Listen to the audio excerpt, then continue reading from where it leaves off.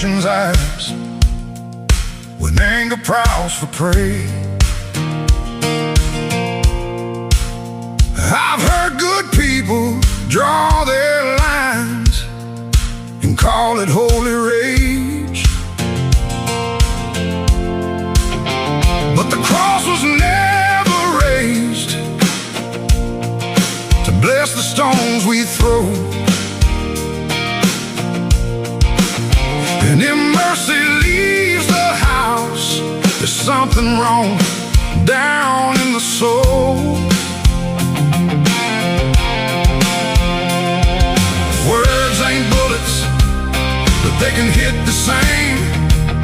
And once a heart turns cold enough, it forgets what grace is for. There's no room for hate in America tonight. No room in the home where the children need the light. No room in the heart where the Savior's supposed to stay.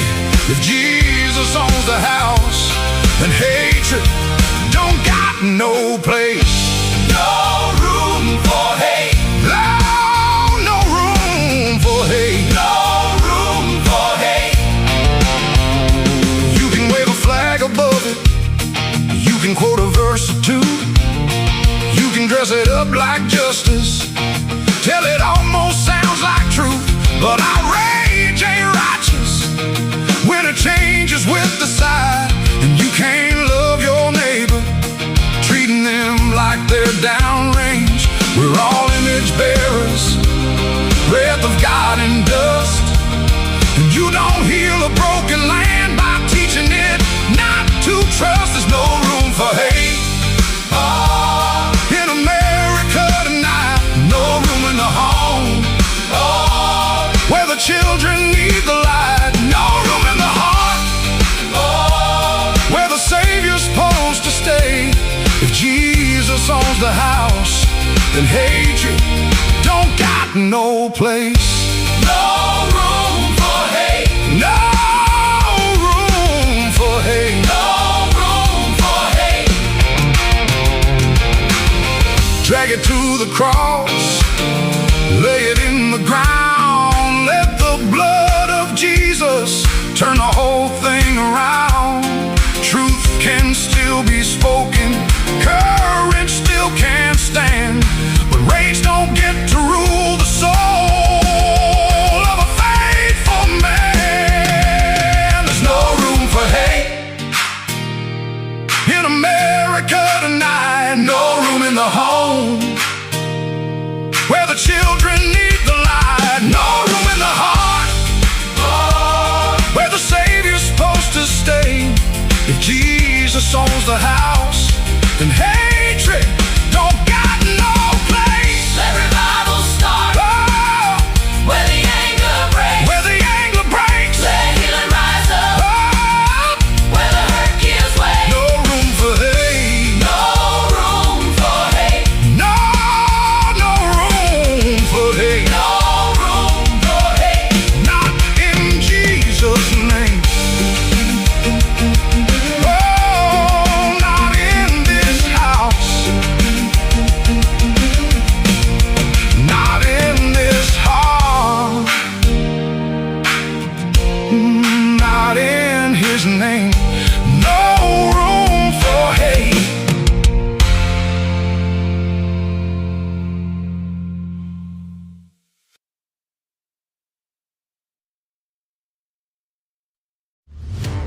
Remember when entertainment was actually entertaining? When comedy was about being funny, movies were about telling great stories, and you didn't need a political lecture every time you hit play. Great entertainment still exists, it's just getting harder to find.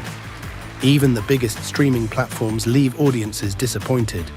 That's why there's Studio TST, pure entertainment, real comedy, independent films, bold creators, movies, comedy, music, and more, and the home of fearless sketch comedy. That show tonight, entertainment the way you want it. Funny, creative, unapologetic, and agenda-free. Studio TST, the future of entertainment starts here. Join Studio TST today for just $5 a month. Hello, friends. Do you have a moment so that we may discuss our Lord and Savior Minarchy? No, seriously, I'm just kidding. Hi, my name's Rick Robinson. I am the general manager of KLRNradio.com. We are probably the largest independent podcast network that you've never heard of. We have a little bit of everything, and by that, what I mean to tell you is we have news, pop culture, special events, conspiratainment, true crime, mental health shows, drama productions, and pretty much everything in between. So if you're looking for a new podcast home to grab a little bit of everything that you love all in one place, come check us out. You can find us on X under @KLRNradio. You can find us on our Rumble and our YouTube channels under the same names. You can also find us at KLRNradio.com and pretty much every podcast catcher known to man. So again, feel free to come check us out anytime you like at KLRNradio.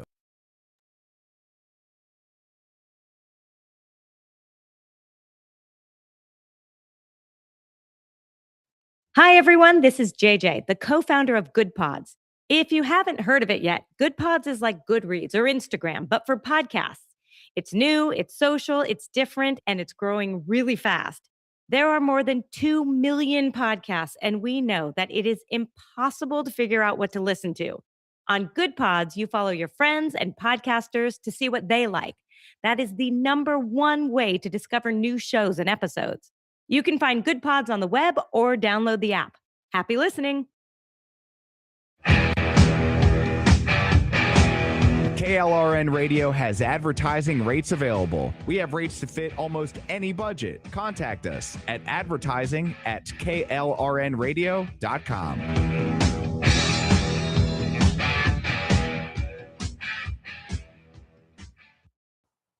The following program contains coarse language and adult themes. Listener discretion is advised.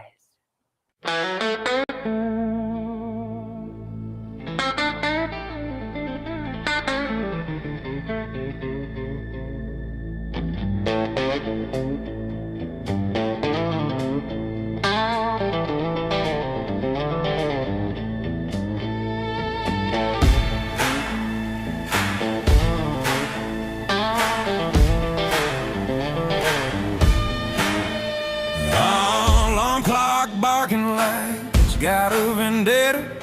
Coffee tastes like bad decisions I ain't made yet. Boss man talking about we got her, and that means me, brother. Afraid I got a terminal case of the I don't want us. Mind checked out, heart ain't in the building. That second hand's crawling like it hates my guts. The man treating rich like it's a sin, even God took a beat. So, suck it. Thank God it's Friday, punching out loud. Hands in the air, middle finger to 9 to 5. Bill's still waiting, but tonight I don't care. Cold beer sermon and a bar stool prayer. Take this job and shove it, I quit. Till Monday. Cause tonight I'm free. Yeah, work and wait. It ain't owning me. So raise them up high. Let the whistle blow. Thank God it's Friday. That's all I know.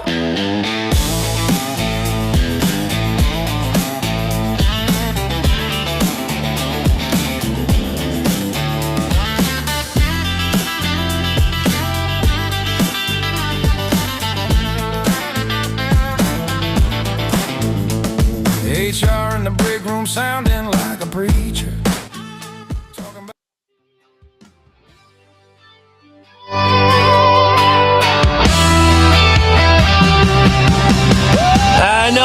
I know. You guys usually want me to let that one keep playing, but we've got too much show today to pack into 2 hours, and we do have a hard stop because, Weekend News Roundup is up after this one. So my name is Rick Robinson. We are live. It's Friday. You finally made it if you're working for the weekend. However, I'm going to say this again. If you're working for the weekend, you probably need to get a different job.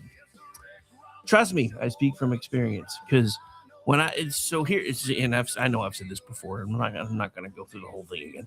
But for most of my life, I did not have the standard banker's hours, 9 to 5 kind of thing. And then I did when I started working for OU. And it was awesome for like the first 6 months or so. And then I realized that I looked forward to Friday more than I did most of my weekend, because by Friday, I was like, the weekend's almost here. And then by the time Saturday was over, I was like, oh, crap, tomorrow's Sunday, and I got to go back to work on Monday.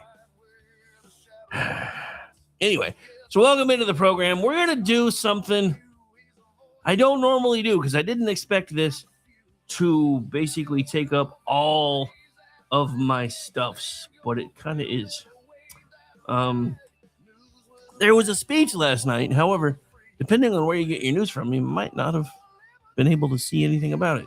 Anyway, so again, my name is Rick Robinson. We're live. It's Friday, and we are going to be talking about the Trump speech, which happened at, I believe it was around 9 Eastern last night. I know I was working, so I kept waiting for transcripts to drop, and it took forever. But then once I started looking through it all and looking through all the different stories that have come out based on it, I was like, this is going to take most of the show. The scariest thing about this is this goes back to some of the very same things you've been hearing about on networks a lot like this one and other networks that have tried to tell you that there were some shenanigans, I said what I said, regarding the 2024 elections. I swear to God, I'll pistol whip the next guy that says shenanigans. I don't care. Bring it on, Fed boy. Anyway, so again, welcome in, friends. I may not have very many friends after this show. Today, we're going to do something that apparently became controversial sometime Thursday afternoon. We're going to let you hear what the President of the United States said. Then we're going to look at the documentation he says supports what he claims. And then we're going to separate what those documents establish from what they merely allege and what they still leave unanswered. That should not be a radical format. It should be the minimum standard for covering a presidential address about the security of American elections. Before we go too much further into this, I want to let you know exactly how unsecure American elections are right now. So some of you, fat kid, I heard it, may have heard that Olive Garden is bringing back their Pasta Pass. Have you looked at the fine print on what is required to be able to use your Pasta Pass that you pay for at Olive Garden? One, it has to be the person using the pass, the name has to match on the pass, and they have to be able to show proof of ID that their name matches on the pass to be able to get pasta that you have paid for the right to be able to purchase. But showing ID and proving citizenship is too hard in American elections. Now, that's my first gut reaction to all of this. But then NBC and ABC declined to carry the speech on their main broadcast networks. CNN declined to carry it on its cable channel. They made digital or streaming access available, and CBS aired most of the address before even they eventually cut away to fact check it. So this was not a total information blackout, but I will say this. If your entire claim is that he's a lying liar who lies, then put him on camera and let everybody see the lying liar who lies, and then prove that he's lying, complete with receipts. The problem is they can't ever seem to do that. So after all of this, and again, CBS aired most of it before even they cut away to fact check. So again, this wasn't a total information blackout, but several of the largest news organizations in America did decide that a presidential address about newly declassified intelligence did not deserve uninterrupted space on their platforms where most of their traditional audience would expect to find it. That is part of the story, but it's not the whole story. The larger story is what President Trump said, what the government released, and whether the American people were given an honest account of the vulnerabilities in their election system during and after the 2020 election. Let me tell you what this show is not going to do. We're not going to take the existence of vulnerability and automatically declare that an election result was changed. We are not going to take raw intelligence report and upgrade it into proven fact because it supports our politics. We're not going to turn away a suspicious voter registration application and take that into a counted ballot. And we're not going to pretend that the phrase most secure election in history answered every legitimate question people had. Two things can be true at once. Vulnerable does not necessarily mean altered, but not altered is no excuse to leave it vulnerable. And that's the part that nobody's talking about. Donald Trump wasn't just talking about the 2020 election. Yes, even most of the Republicans now today are like, can we just stop talking about this? It's over. We know what happened, and a lot of us do. We've been in trouble for trying to tell you what happened. We've been demonetized. We've been deboosted. At some point, we've even been thrown into what I now call Camp X-Ray since they renamed Twitter to X. And now, one of our biggest audio backbones no longer even auto shares to X, but they still share to Blue Sky. So you can't tell me that there isn't a bent going on here, ladies and gentlemen. You cannot tell me that anymore. But the thing about it is, even if not being altered doesn't necessarily mean that the election was completely compromised, the fact that there is even a shadow of a doubt should scare every single American. When is the last time you saw an election anywhere and didn't think of Iraq and the purple-fingered people? Because remember, that was the joking standard back in the day. Saddam Hussein was reelected with 99% of the vote, and all they had to do was put their thumbprint on a card with his name on it. When we have places like California that take longer than Florida took in the 2000 election to count their votes, and everybody says it's because we're trying to make sure every vote counts, and it's because we don't want to disenfranchise voters. What do you think you're actually doing when it takes 2 months to determine an election? Spencer Pratt was in the number 2 spot until the California ballot fairy showed up again. But again, we're talking about vulnerabilities, not necessarily proof that the election was stolen. I can tell you, based on what I saw the night of the election, that I am about 99% sure that there was something that went sideways. Because even the networks that were reporting it didn't keep their own word. They kept saying, because of these issues, we're going to go ahead and shut down our coverage. Counting should resume by about 8 or 9 Eastern time, and we will let you know as soon as we know what the results are. You know what happened? You know how I know?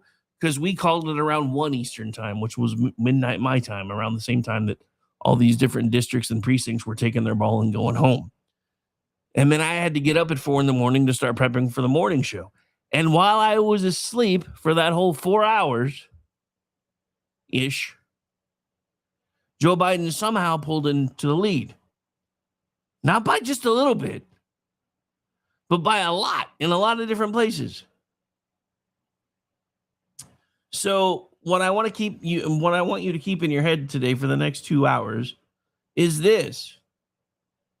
This should have been a serious election security conversation. But instead, the left has made it into propaganda palooza. So I've got a lot of different clips we're going to be playing from the president today, because I want you to hear it in his words. I'm not necessarily going to be playing them in any particular order, and some of my noted scripts aren't necessarily, or my notes in my little scripted portions that I have are not necessarily going to match up with what he's talking about, because it got to be a pain and really confusing because I was pulling from multiple sources. But we're still going to play all of these so you guys can hear it, and I'm going to start with the first one that I pulled, which is way down here somewhere. So hang on, because there were a lot of them. So hang on. And these are not very long clips, so we're just going to take a second, play them, talk about them a bit, and then keep going. So hang on. I was ill-prepared for this portion of the program, not really sure why. Probably because I was up late playing on BZ's show last night. That's my story, and I'm sticking to it. That's my story, and I'm sticking to it. Okay, I think that's the one I'm looking for. I think. I also have too many tabs open, and half the time I can't remember which tabs are what. So, but I think that's the one I'm looking for. I think. And if not, we'll find it. Let's see. Yep, that was the one I was looking for. All right, so here's the first clip. Documents cover 5. Maybe. I think I still have the site muted from when I was reading things last night. Okay. Me trying to produce my own show, take two. Documents cover 5 major areas of concern. First, they show that over a period of years, starting during the 2020 election cycle, the People's Republic of China carried out what is believed to be the largest compromise of election data in history, resulting in China's illicit acquisition of 220 million U.S. voter files. That information includes names, addresses, phone numbers, political party preferences, and other sensitive data that would be needed to register to vote and engage in other nefarious activities, which is exactly what was happening. This data loss presents an unprecedented election security nightmare. The intelligence even shows that China assigned a data exploitation unit specifically to this new project. Documents cover 5 major areas. I know we have rules, so I'm going to do that again because, we talked about China. China is asshole. Okay, so look, here's the thing. Look, and again, I am no dyed in the wool kind of naive person. I understand that America has interfered in elections before. We do it all the time. So I don't have any issues technically with other countries trying to see if they can get their way here. What I have an issue with is us finding out 6 years later that China was bigly involved in trying to sway our election because they wanted Joe Biden to win and Donald Trump to lose. I wonder why that was. But now, I mean, let's look at this, and I don't even know how much of my notes I'm going to stick to today because there's just so much to talk about, and I don't know how much I'm going to be able to stay on script on it because this is all stuff that I've talked about before. We talked about this before. Look, I talked about this on BZ's show last night. Why do election certification people use words like chain of custody when they don't mean anything? You know what happens if you're in a court of law and something winds up violating or doesn't follow chain of custody? It gets tossed out. It typically becomes fruit of the poison tree because you don't know who did what with it and you can't verify whether anything was done to it or not. However, we do know, thanks to previous stories, that at least 315,000 ballots did not follow Georgia's chain of custody protocols, and they still counted them anyway. This is my problem. This is not a small thing we're talking about. Joe Biden barely won the state of Georgia. Raphael Warnock barely won his Senate race in the state of Georgia. How much of a difference would it have made if 315,000 ballots were, well, since we can't verify the chain of custody of these things, I'm sorry, they don't get to be counted. And if you don't like the fact that they don't get to be counted, maybe next time come vote in person day of. Look, this is where I'm going to break ranks with a lot of my Republican friends because I'm not a Republican, but I am a conservative. I used to call myself a libservative and conservatarian, and then I realized libertarians are retarded. So I don't really know what I want to call myself anymore. I just know this. As far as I'm concerned, there should be mail-in voting only and under very specific circumstances. If you are unable to get out of bed, if you can't go stand in line for a medical reason, you should be eligible for a mail-in ballot. If you are in the military, you should be eligible for a mail-in ballot. That's it. Other than that, make Election Day a federal holiday. It's not like we don't already have a million of them anyway. And make everybody come vote in person. Make them prove that they're a citizen before when they register to vote and to determine what party they're going to be part of. Then give them a voter ID. And I said give. If we're going to bail out corporations, we might as well at least make it possible for people to get identification so that we know for sure that they are who they say they are when they vote. We require ID for everything anymore. Why the hell does it cost so much to get an ID? The problem with that is that, again, is a state issue or a local issue. It is not a federal issue. But if we're going to require federal voter identification, then there should be a fund that pays for federal voter identification. that shows, yes, this person is a verified citizen. This is where they live. Their address has been verified. This is where they're allowed to vote. If you see them anywhere else, show them where to go. None of this should be this hard. The problem that I have today is here we are now 6 years after the fact, realizing or finally being told what a lot of us already knew, that we don't have secure elections, that we haven't had secure elections in years. There probably hasn't actually been a secure election for the entire time I've been alive, if not longer, because let's face it, and I've said this before, the problem with American elections is cheating has always been a feature, not a bug. The problem is everybody wants to pretend nobody cheats. You know how I know everybody cheats? Look at what's coming out with the fraud in this country. You know how I know there's huge fraud issues in this country? I live just south of a town of 675 people. There was a story that just broke earlier this week that in the last 4 years, they finally completed an audit. There were millions of dollars mishandled by the town clerk in a town of 675 people. Millions, as in at least a 1 or a 2 with 6 zeros after it. In a town of 675 people. Cheating is a feature, not a bug. We need to come to terms with that fact and start addressing it. Quit wringing our hands about it. Quit clutching our pearls over it. Well, we can't call them cheaters, Rick, because we don't know they're cheaters. We're 99% sure they are. Ballot stuffing used to be a sport in this country. It still is. We just like to pretend it's not.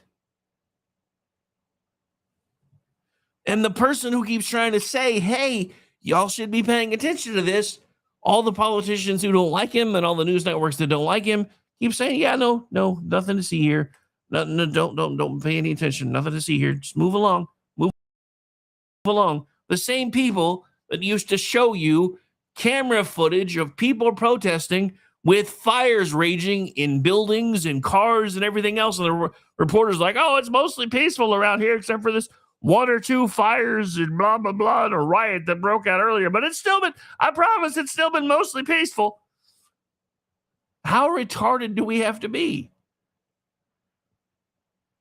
before we realize these people are lying to us? Both sides have been lying to us. Here's the thing, folks. There are no clean hands here. None. Because when the cheating works out in our favor, we love it.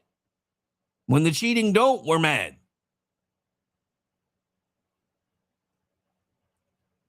I know, I'm being way too honest today. People are like, what the hell, man? Why are you trashing us too? Because sometimes we deserve it. I've said this before. COVID woke a lot of people up. I woke up earlier than most because I watched a business crumble that I spent over a decade trying to build. And it crumbled before the guy was even sworn in because everybody that had any business acumen knew exactly how bad Barack Obama was going to be for the American business community.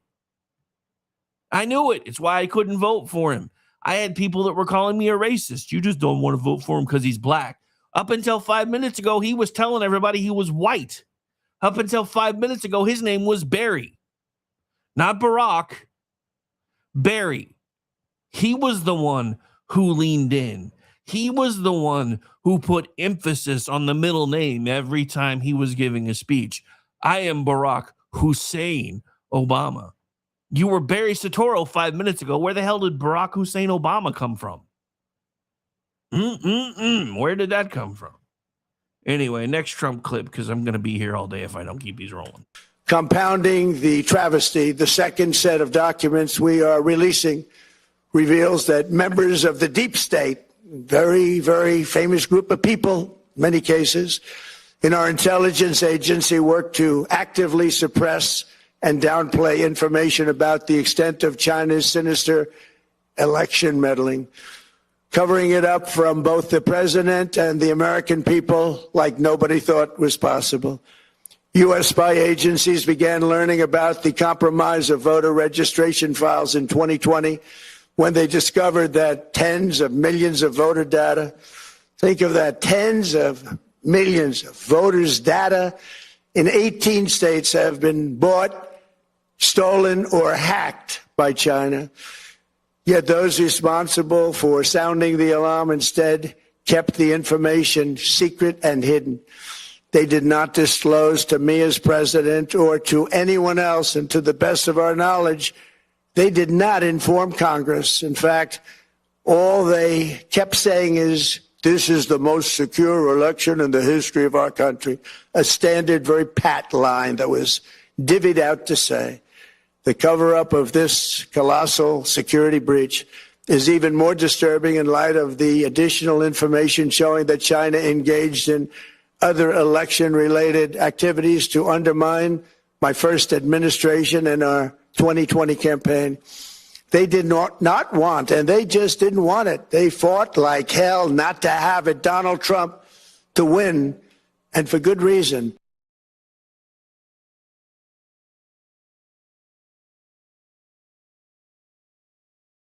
All right, sorry, I was ranting earlier and forgot to change back to me being on screen. So that's why BZ in the chat was like, hey, black screen, what's going on? Anyway, yeah, it's because I forgot to change back. But look, I'm probably going to be all over the place a little bit tonight or today. I'm not going to lie. Because Trump began the election portion of his address by laying out the standard he says the country ought to demand. And what he's saying we should demand is proof that the people that are voting in federal elections are allowed to vote in federal elections, that they're U.S. citizens, that they've proven that fact, that we know they are who they say they are, and that preferably they vote in person. And there's nothing extreme about that standard. When you cast a lawful vote, it should be counted accurately. When someone is not eligible to vote, that person should not ever, I repeat, ever be on the federal voter roll at all. And here's the thing. I understand that green card holders are allowed to vote in certain elections. Usually the ones that allow, are that affect their direct civic stuff. Like if they want to vote in school boards because their children go to school in that area, city council elections, mayor, bond elections, things like that. But if we can't separate out those things, then I'm sorry, they shouldn't get to vote for anything. They are not a citizen here. They should have no voice. That's not a hateful thing to say. That's just an accurate thing to say. We either need to make sure that only citizens vote in our elections, or we're going to have to get even more extreme about it. Because back in the day, the only people that ever used to be allowed to vote were the ones that had actual skin in the game. They were usually people that actually owned property or were verified taxpayers or whatever the case may be. And I have to say that with the way things have gone and with the fact that we have this entire undercurrent of folks that are just sitting around with their hand out saying, please, sir, may I have some more? What are you going to give me today? Anybody remember Eddie Murphy from the 80s? I feel like the entire Democratic Party has become like the wife that he imported from Africa. Because remember how happy he was at first that he had a wife that was from another country because she wasn't an American woman. So she doted on him and she took care of him and she talked about how lovely everything was and how wonderful he was. And then the longer she was in the country, the more she became an American woman. And the whole bit eventually ended with, what have you done for me lately, Eddie? I feel like that's the entire Democratic Party today. When JFK was a Democrat, it was asked not what your country can do for you, but what you can do for your country. Now all the Democrats want to know is, what are you going to give me so I will vote for you? That is the least American concept I have ever heard. The least American concept I have ever heard is, what have you done for me lately? We are all supposed to be part of America, yes? That's the point, right? Those of us who are here, who are citizens, we have a right, a duty, and a responsibility to actively participate in making America a better place. Not with making America a communist shithole, not with making America the new Islamic Republic of America, because hell with that noise. No, we have a responsibility, a duty to make sure that the people that are around us are taken care of to the best of our ability, not waiting for the government to do it, not demanding the government do it, but you do it, especially as a Christian. That is one of your God-given responsibilities.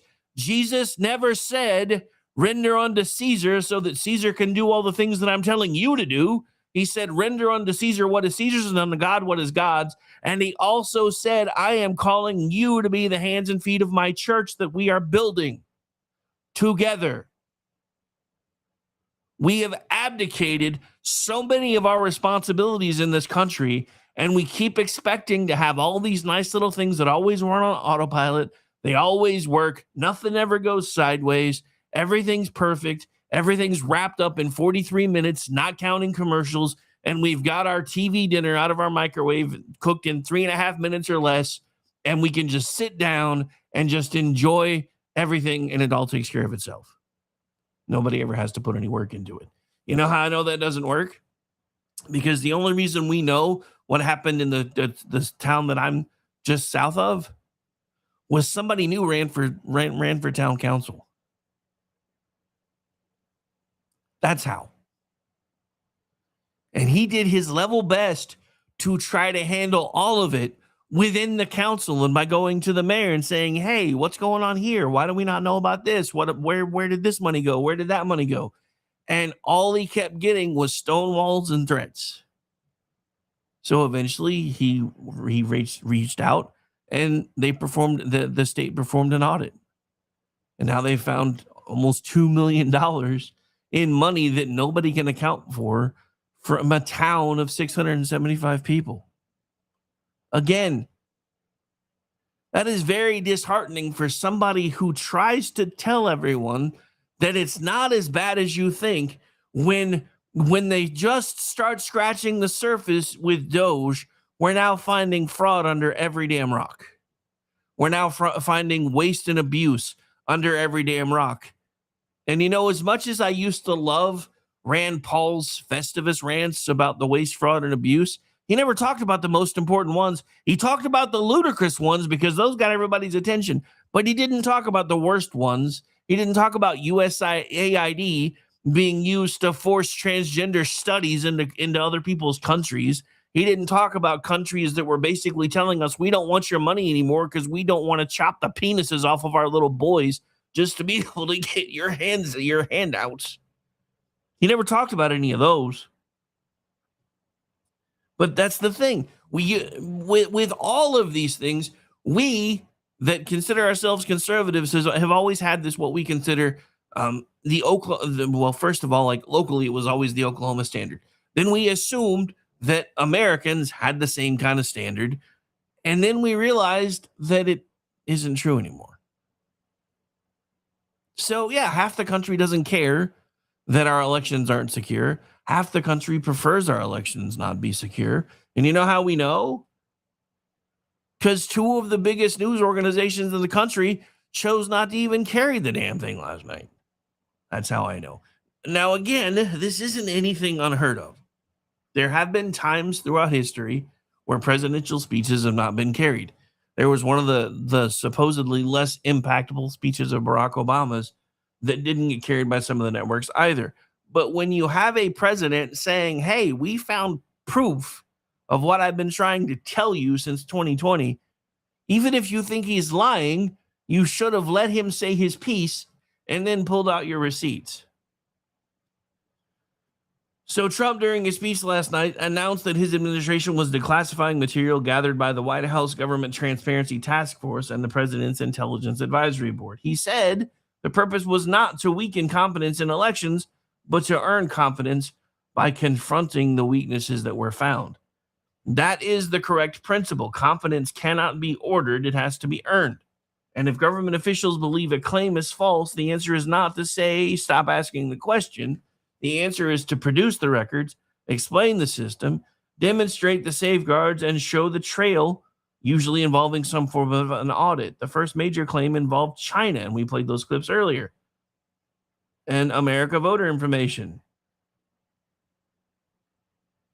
The administration says Chinese-linked actors obtained roughly 220 million voter file records. The underlying material lists several large data sets that add up to approximately that number, but that is a record count. It's not necessarily 220 million distinct human beings. There may be overlap among the data sets. A person can appear in more than one database, in more than 1 year, or in more than one state after moving. Until the government shows us how the data sets were duplicated, the honest formulation is 220 million records, not 220 million unique American voters. But that is, in my opinion, a distinction without a difference. We're saying it because I legally have to put it that way. But what I'm saying is this: even if you cut that number in half, assume that 50% of that number was duplication, that's still 110 million Americans, potentially, even if you take into account a 50% duplication rate, which is statistically improbable to begin with. Me qualifying those numbers and telling you why it is that they shouldn't be looked at as 220 million unique American voters doesn't make the allegation harmless. Voter registration data can contain names, addresses, dates of birth, phone numbers, party affiliation, voter history, identifying numbers, and other information that can be used for targeting, influence, identity fraud, or social engineering. Some voter information is publicly attainable under state law. Some is restricted. The security questions depend on which fields were obtained from which system, by what method, and whether the collection included protected data rather than information already commercially or publicly available. Now, in one of the other clips we've played, Trump discussed which exact databases were compromised. But Trump was addressing this, raised several different questions. Which exact databases were compromised? Were they bought from brokers, scraped from public records, stolen from election systems, or hacked from vendors? Which 18 states were involved? What fields were included? How many unique people were affected? What did federal agencies first know, and when did they know it? Which state election officials were notified? What remediation followed? These are not partisan questions. Those are incident response questions. If a foreign adversary obtained enormous collection of American voter data, and it seems that they have, the public deserves an after-action report. The affected states deserve precise notifications. Congress deserves to know what the intelligence community knew and when it knew what it knew. And voters deserve more than a slogan that fits on a bumper sticker or "This was the most secure election in American history." This is where the speech moves from a foreign activity to the conduct of our own government. In one of the other clips, Trump alleged that members of the intelligence community suppressed or downplayed information about China's election-related activity. That is a very grave accusation, and we talked about this on BZ's show last night. This is one of the reasons why I think after the 4-year break, Trump came back in, and one of the first things he tried to do was get rid of tenured government employees. Because he realized what was happening. The government has its own version of the E4 mafia. And he knew there were people that were considered untouchable in a lot of these organizations that he was technically supposed to have control of as the executive. What makes what's happening right now and what we're learning right now even more scary is if you start connecting the dots, and then we're going to have to take a break because I'm long. But if you start connecting the dots, here's the problem. If you look at what the DSA platform wants to do, if they ever do manage to secure enough people to be able to do it, then the executive branch isn't going to control anything anymore. There won't even technically be an executive branch anymore. Because, and you know what they want to do? This is how I can tell you, you know how I know the Democratic Socialists are actually just commies? Because they want to fundamentally transform America. They don't want a strong, independent, and co-equal branch of government called the Supreme Court. They want it removed and replaced with something else. They want to dissolve the Senate and expand the House to form a unicameral body of legislators that are expanded in number, and they're the ones who decide who become the judges, and they're the ones who decide who becomes whatever we're going to call the president in that instance. This is the problem when you can't trust your election results. We don't know if the people that are winning in these deep blue cities and deep blue states are actually the people that people are voting for, or if somebody's fudging the numbers behind the scenes. All right. I told you guys it was going to be a long show today with a lot of data points, and I would apologize for that, but there's lots to get to. Because I have gone long, we're going to go and get the longest break of the show out of the way now, and I'll probably trim most of the rest of the breaks. May even get rid of one other than long enough to grab a sip. But we are going to do our military tribute. We're back on YouTube, so I'm not trying to get a copyright strike, so we're going to use the one we wrote. We'll be right back.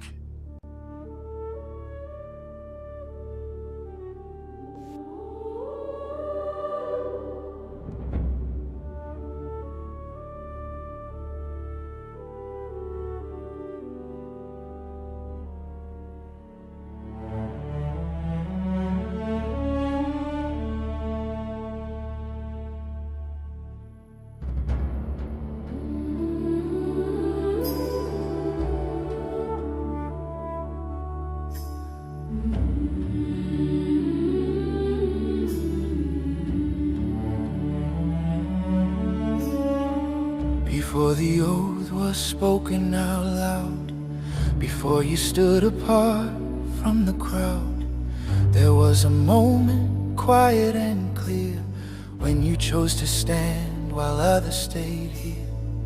You raised your hand with a steady resolve, knowing some nights don't end when the mission's done. Not for glory, not for the pay, but for something worth more than walking away. Only hold the line. They carried the weight where the roads ran long, through dust and heat When the days went on, holding ground mile after mile, doing the work work that rarely drew a smile. They stood their post when relief ran late, shoulders squared under the pull of fate. Not chasing headlines, not asking why, just staying put when others pass by. We stand and watch in different ways, different nights, the same long days. One old spoken carried through, wherever duty calls us to. Maybe We stand watch over the deep.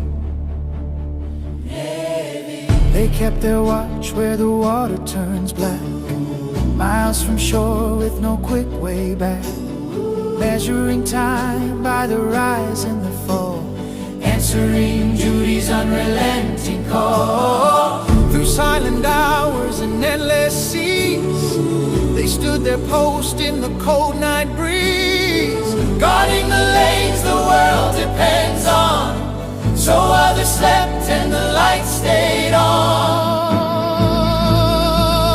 We stand the watch in different ways, different nights, the same long days. One old spoken carried through, wherever duty calls us to. Simplify Marine. We go where we're sent. We go where we're sent.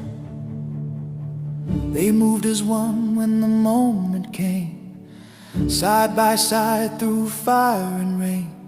First to step where the ground was thin, not for the odds but for the ones beside them. Trust was earned in the hard way through, every promise carried by the few. No turning back once the line was crossed. They stood shoulder to shoulder as brothers, Never counting the cost. We stand the watch in different ways, different nights, the same long days. One old spoken carried through, wherever duty calls us to. Air Force, The sky is our domain. Air Force. The sky is our domain. They held their focus where seconds seem eternal, soaring between clouds and blue. Every movement measured and true, knowing what one clean moment could do. They watch the whole while guarding the small. Every mission tied to a larger call. Calm under pressure, steady free and clear, keeping the promise from far overhead. Space Force, We guard the dark without they faith, keep their vigil where silence reigns beyond the weather, beyond the rain. watching the paths that the world relies on long before the warning lights come on. Cloud, no banners, no clear view, Just constant care in a canvas full of stars, standing the watch through the endless night, guarding the systems that keep us in light.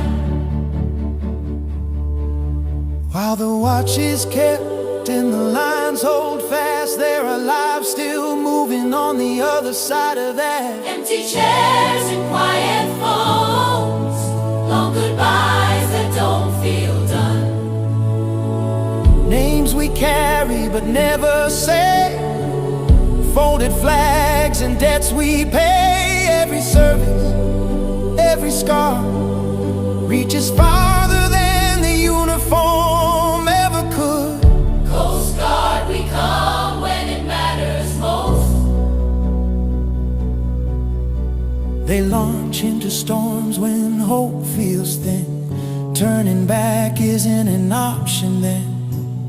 Hands reach out where the waters rise, pulling lives back from the edge of time. No headlines waiting when the call is done, just breathing restored and another life won.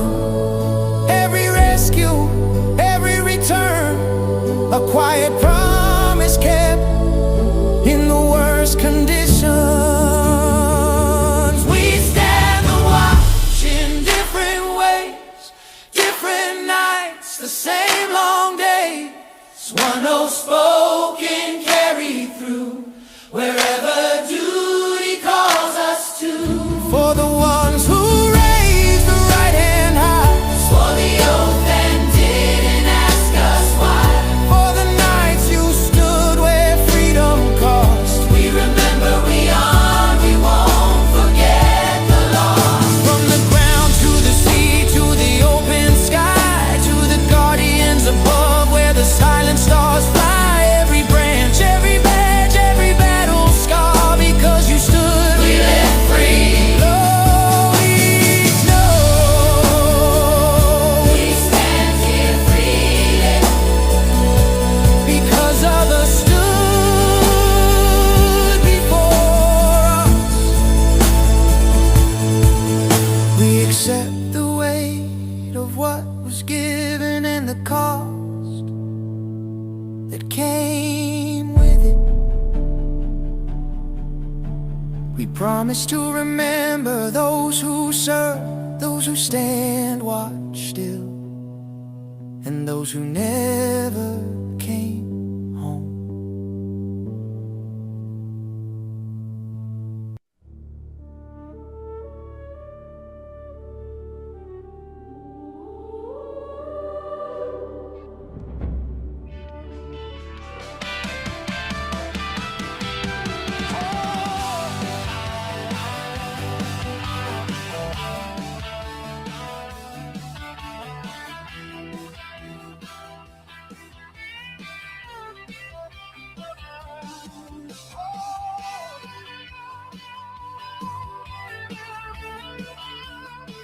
And welcome back into the program, ladies and gentlemen. Before we get back into the whole, election integrity, election fraud issue, just wanted to point out, well, it's Warthog Day here in Tehran again. I think Trump might finally be understanding that you can't reason with these people. I think. But every time I try to give him a modicum of credit, he usually proves me wrong. So I've been trying not to say anything. But this was inspired by the 5 yesterday, because I believe it was Kennedy who was on as one of the guests who was filling in for folks that have been off. I know Greg's been off for a while because he's got jury duty. Booster seat and all. I don't even know how he's seeing over the jury box. Sorry, short jokes. Short jokes and Greg are kind of like peanut butter and chocolate. They just kind of go together. But yeah, so Kennedy on the 5 yesterday basically made a Groundhog Day joke about Iran, and I was like, okay, I can make a meme out of that. Because the first thing I thought of was an A10 Warthog, and I was like, hey, I can do the whole It's Warthog Day again. in Tehran. However, it's also Infrastructure Day or Infrastructure Week, I suppose, in Iran, because we are actually starting to hit some of those pesky bridges. Apparently, we've completely isolated one of the port towns that is used to support the Strait of Hormuz, because we've blown up all the bridges leading into said town. So I don't know. Is Trump finally figuring out that these are people you can't negotiate with? I guess only time will tell. All right, so welcome back into the program. I know we're all over the place today, and I technically have to take another break again in a minute to try to stay at least somewhat on track. I think I have what? Like 3 minutes. 2 minutes. You know what? We might as well just do that now. I'm not gonna do the whole thing though, so I'm gonna do some trimming. So we're just gonna do like the normal commercials instead of the music stuff because I just played a really long song. But let's get that break out of the way. Then we'll come back and try to get into this in earnest. The good news is whatever I don't get to today, Weekend News Roundup is coming up right after me. So far, I know that BZ and Amy have both confirmed. I haven't heard from Brad yet. But we should have enough of a panel where anything that I don't get to on this show can be brought up in the next one. My name is Rick Robinson. This is my show. And I know they're like, dude, you just took a break. Yeah, but I am trying to work on a couple of syndication deals. So I'm trying to keep most of the show clocks as normal as possible while I work on said deals, because I never know when they're going to peek in and listen. So we'll be right back. Hello, friends. Do you have a moment so that we may discuss our Lord and Savior Minarchy? No, seriously, I'm just kidding. Hi, my name is Rick Robinson. I am the general manager of KLRNradio.com. We are probably the largest independent podcast network that you've never heard of. We have a little bit of everything, and by that, what I mean to tell you is we have news, pop culture, special events, conspiratainment, true crime, mental health shows, drama productions, and pretty much everything in between. So if you're looking for a new podcast home to grab a little bit of everything that you love all in one place, come check us out. You can find us on X under @KLRNradio. You can find us on our Rumble and our YouTube channels under the same names. You can also find us at KLRNradio.com and pretty much every podcast catcher known to man. So again, feel free to come check us out anytime you like at KLRNradio. Remember when entertainment was actually entertaining? When comedy was about being funny, movies were about telling great stories, and you didn't need a political lecture every time you hit play. Great entertainment still exists, it's just getting harder to find. Even the biggest streaming platforms leave audiences disappointed. That's why there's Studio TST, pure entertainment, real comedy, independent films, bold creators, movies, comedy, music, and more, and the home of fearless sketch comedy. That show tonight, entertainment the way you want it. Funny, creative, unapologetic, and agenda-free. Studio TST, the future of entertainment starts here. Join Studio TST today for just $5 a month. Not to be a backseat driver, but can you say for sure you got the best monthly payment possible on your auto loan? Could it be that you might have gotten a better deal by shopping the loan at a few places and have a lower car payment? Next time, before you go car shopping, visit Communication Federal Credit Union first. Our auto loan experts will find you a perfect loan and get you the lowest monthly payment we can. Communication Federal, your auto loan experts. Restrictions apply. Federally insured by NCUA. In uncertain times, we could use someone to lean on. Blue Cross and Blue Shield of Oklahoma will stand by you with plan options to fit your budget. If you've recently lost your job, had a baby, or moved, you can still get the healthcare coverage you and your family need. Financial help may be available for those who qualify. Call 855-452-BLUE or visit hereforyouok.com to see if you're eligible to enroll. Blue Cross and Blue Shield of Oklahoma, a division of Healthcare Service Corporation, a mutual legal reserve company. You are listening to KLRN Radio, where liberty and reason still reign. Hi, everyone. This is JJ, the co-founder of Good Pods. If you haven't heard of it yet, Good Pods is like Goodreads or Instagram, but for podcasts. It's new, it's social, it's different, and it's growing really fast. There are more than 2 million podcasts, and we know that it is impossible to figure out what to listen to. On Good Pods, you follow your friends and podcasters to see what they like. That is the #1 way to discover new shows and episodes. You can find Good Pods on the web or download the app. Happy listening. KLRN Radio has advertising rates available. We have rates to fit almost any budget. Contact us at advertising@klrnradio.com.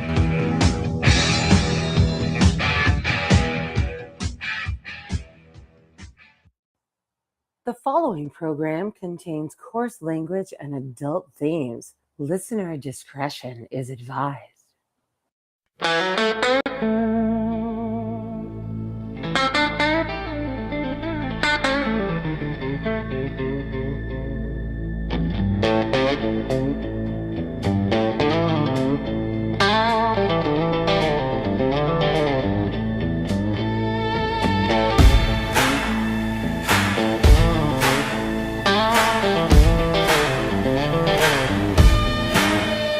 Alarm clock barking like it's got a vendetta.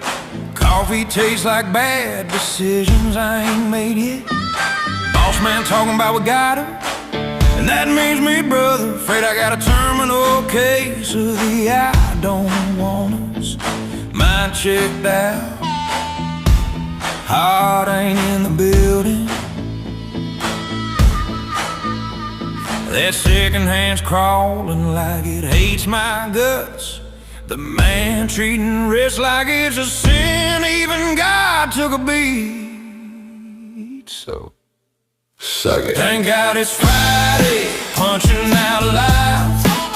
Hands in the air, middle finger to 9 to 5. Still waiting, but tonight I don't care. Cold beer sermon and a barstool prayer. Take this job and shove it, I quit. Till Monday, 'cause tonight I'm free.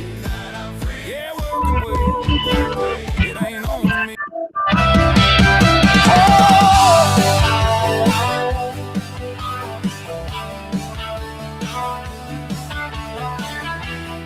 And welcome back in. Hour 1 already in the books, and we've barely scratched the surface of my notes. It's going to be one of those days again. Welcome back in. I'm Rick Robinson. This is KLRNradio.com. We do this thing every Monday, Wednesday, and Friday, usually at 1 p.m. Eastern-ish. Don't forget, coming up right after this, Weekend News Roundup with myself. Amy Curtis has already announced she will be joining. BZ from SHR Media will be joining. Will Brad Slager appear? Only time will tell. Welcome back into the program, ladies and gentlemen. We got the next clip in the clip train ready to go. We kind of talked about this one a little bit already, but I want you to hear it from him, and here we go.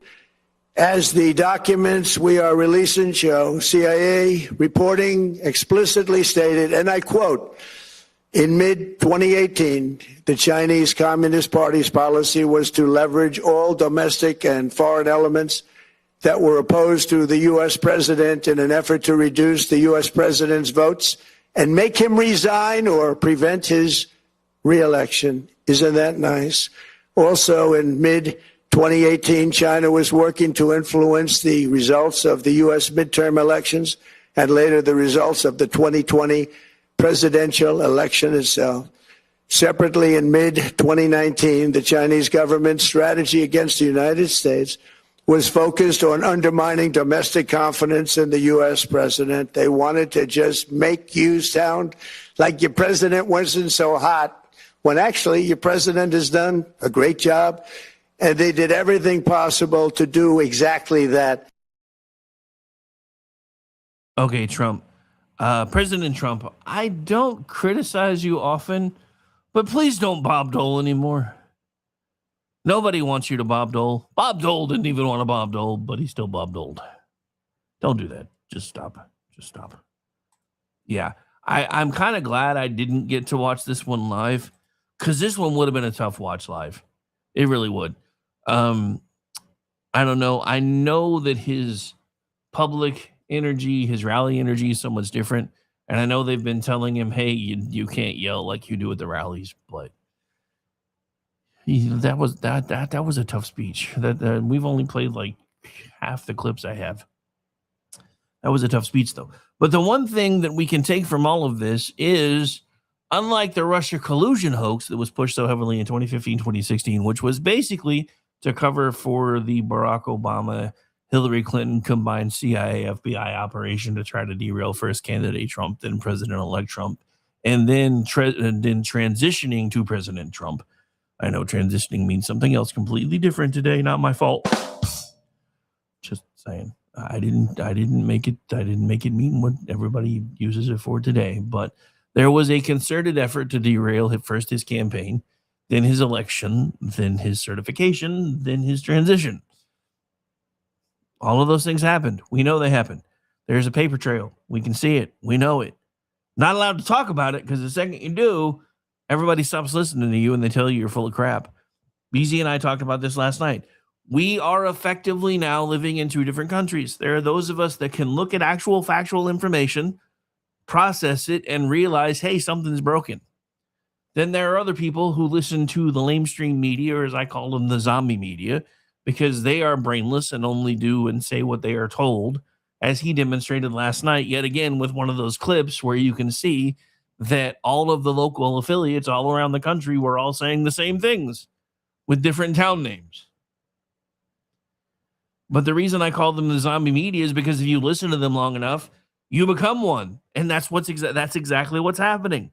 We have half the country that only gets their news from certain sources, the proven sources, and that's all they believe. They don't critically think for themselves. Most people anymore don't even read past the headlines. You know how often I have even found in sources that I try to use for this show, how often I have found headlines that are enticing so people will click on them. And then the true intent of the story is buried 2, 3, 4 paragraphs in. And it's completely different than the headline. That is insane to me. Look, I understand that I am somebody that is trying to, I'm sorry, I can't even really say trying anymore because I do make a living as a purveyor of information. However, there are a few things, even as a capitalist, that I believe never should have been considered for-profit businesses. One is banks. Banks are about security. They shouldn't be about turning a profit. I know that's a hard sell. It really is. I get that. You know somewhere else that I think should be nonprofit? Medicine. I miss the days when you could call the town doctor in, and if somebody was sick, he would take care of you and he could leave with a dozen eggs and a chicken if that's what it took. Because the funniest thing about how our medical system works right now is finding out that the spouse of one of these silver spoon up his ass DSA socialist communist sons of bitches who has hundreds of thousands of dollars in the bank but is trying to tell you that he wants to be there for the working people, who wants Medicare for all, which makes it even funnier to me, is to realize that his wife, a psychologist or psychiatrist, I don't remember which, I think she's actually the one that can prescribe drugs, which is a psychiatrist, doesn't even take insurance. She's out of everyone's network. You have to pay cash to have her services. Interesting. Yes, it is a common practice in the news today called burying the lead. But again, you know, the funniest thing that I take away from all of this is realizing that the ballot fairy that we've all made fun of since 2020 probably sounded a lot like this. You've been here 4 hours, you go now. Because they have a Chinese accent. So the other thing about this that is absolutely scary is realizing that there were government officials who were tailoring the information that was being sent to the president's staff and to the president himself, usually to filter out most of the concerns about Chinese involvement in everything from the midterms to 2020. This goes back to what I've talked about a little bit on BZ's show last night and earlier in the program. There were, and still are, an embedded group of folks within our governmental bureaucracy, pain in the ass, way too big and bloated bullshit system that are not allowed to be fired. And even if you try to fire them, you have to show some sort of a cause. that meets with whatever they decide is a valid cause, and then you still have to give them so many days for them to try to torch everything on the way out of the building. That's how broken our government is. Look, I know a lot of folks, because I am a Christian and I have a lot of folks that listen to the show that are Christian. I know a lot of you get mad with my minarchy joke in our promo. First of all, it's a joke, not a dig. Don't take it so hard. I know that's going to hurt some people's feelings too, but I'm in a mood today. The other thing is this. I sincerely, and I mean this with every fiber of my being, would like us to get back to a government that is small enough that should the need arise, we can drown it, not in a bathtub, but in a baby bathtub. There is no reason for our government to be as big and as bloated and overfunded as it is today, especially now knowing how much of your money and my money has been stolen from us under the guise of fraud, under the guise of, it doesn't matter because it's government money. And that's the thing. This has been a common thing all throughout our history. There's always this push for businesses to land government contracts. Because if you can land a government contract, you're set. You are set. You are moving on up from the east side. Seriously. And it's always been that way. And that has been a common precept in this country, that if you can land a government contract, no matter what your business is, if you can land one of those, you are set. Because then you get to write your own check. Because everybody assumes our government is an ATM with unlimited funds. You know how I know it's true? Because that's how the left treats it. You know how I know that's true? Because that's how the right treats it. The only people that are worried about the bottom line and our national deficits and our debts and everything else seem to be the people that listen to the show. And at one point in time, Elon Musk and Donald Trump, and I'm not even sure they're on the same page with it anymore. We still have a lot of folks tracking down fraud. I've seen a few of the smaller fish getting brought up on charges for millions and millions and millions of dollars of fraud. Okay, so when do we start going after the bigger fish? What we're finding out from these election issues. When are we going to start bringing people up on charges for withholding information from an elected official? There has to be some sort of a criminal charge that can be brought up with that, you would think, considering the fact that it's borderline treason to not let the president know that China is meddling in our elections. Took us 6 years to find that out.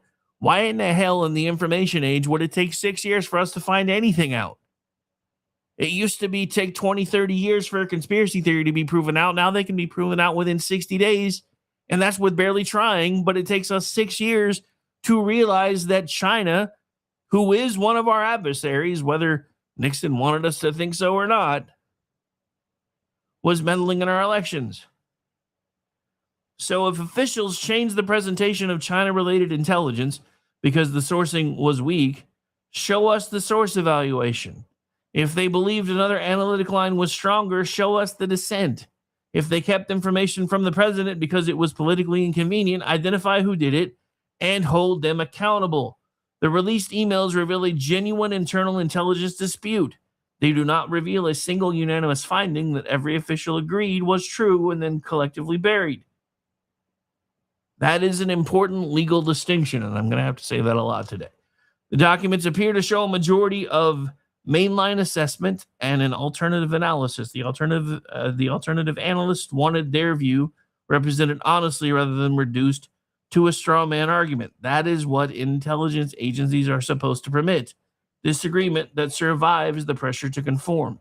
The problem comes when disagreement is disguised, when policymakers are not told that a dissent exists in the first place, or when conclusions are shaped to serve a preferred political narrative. And this is where the old phrase, trust the experts, becomes retarded and rather inadequate. Which experts? Which assessments? Which confidence level? Which source?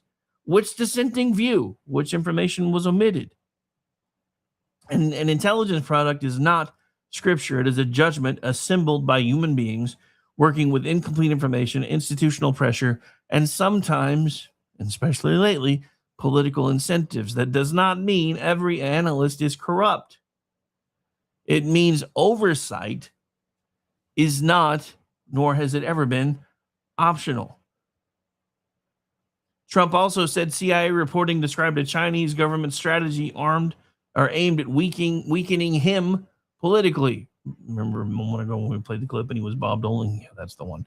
Using commercial relationships with large American corporations and seeking out journalists who had already written negatively about him.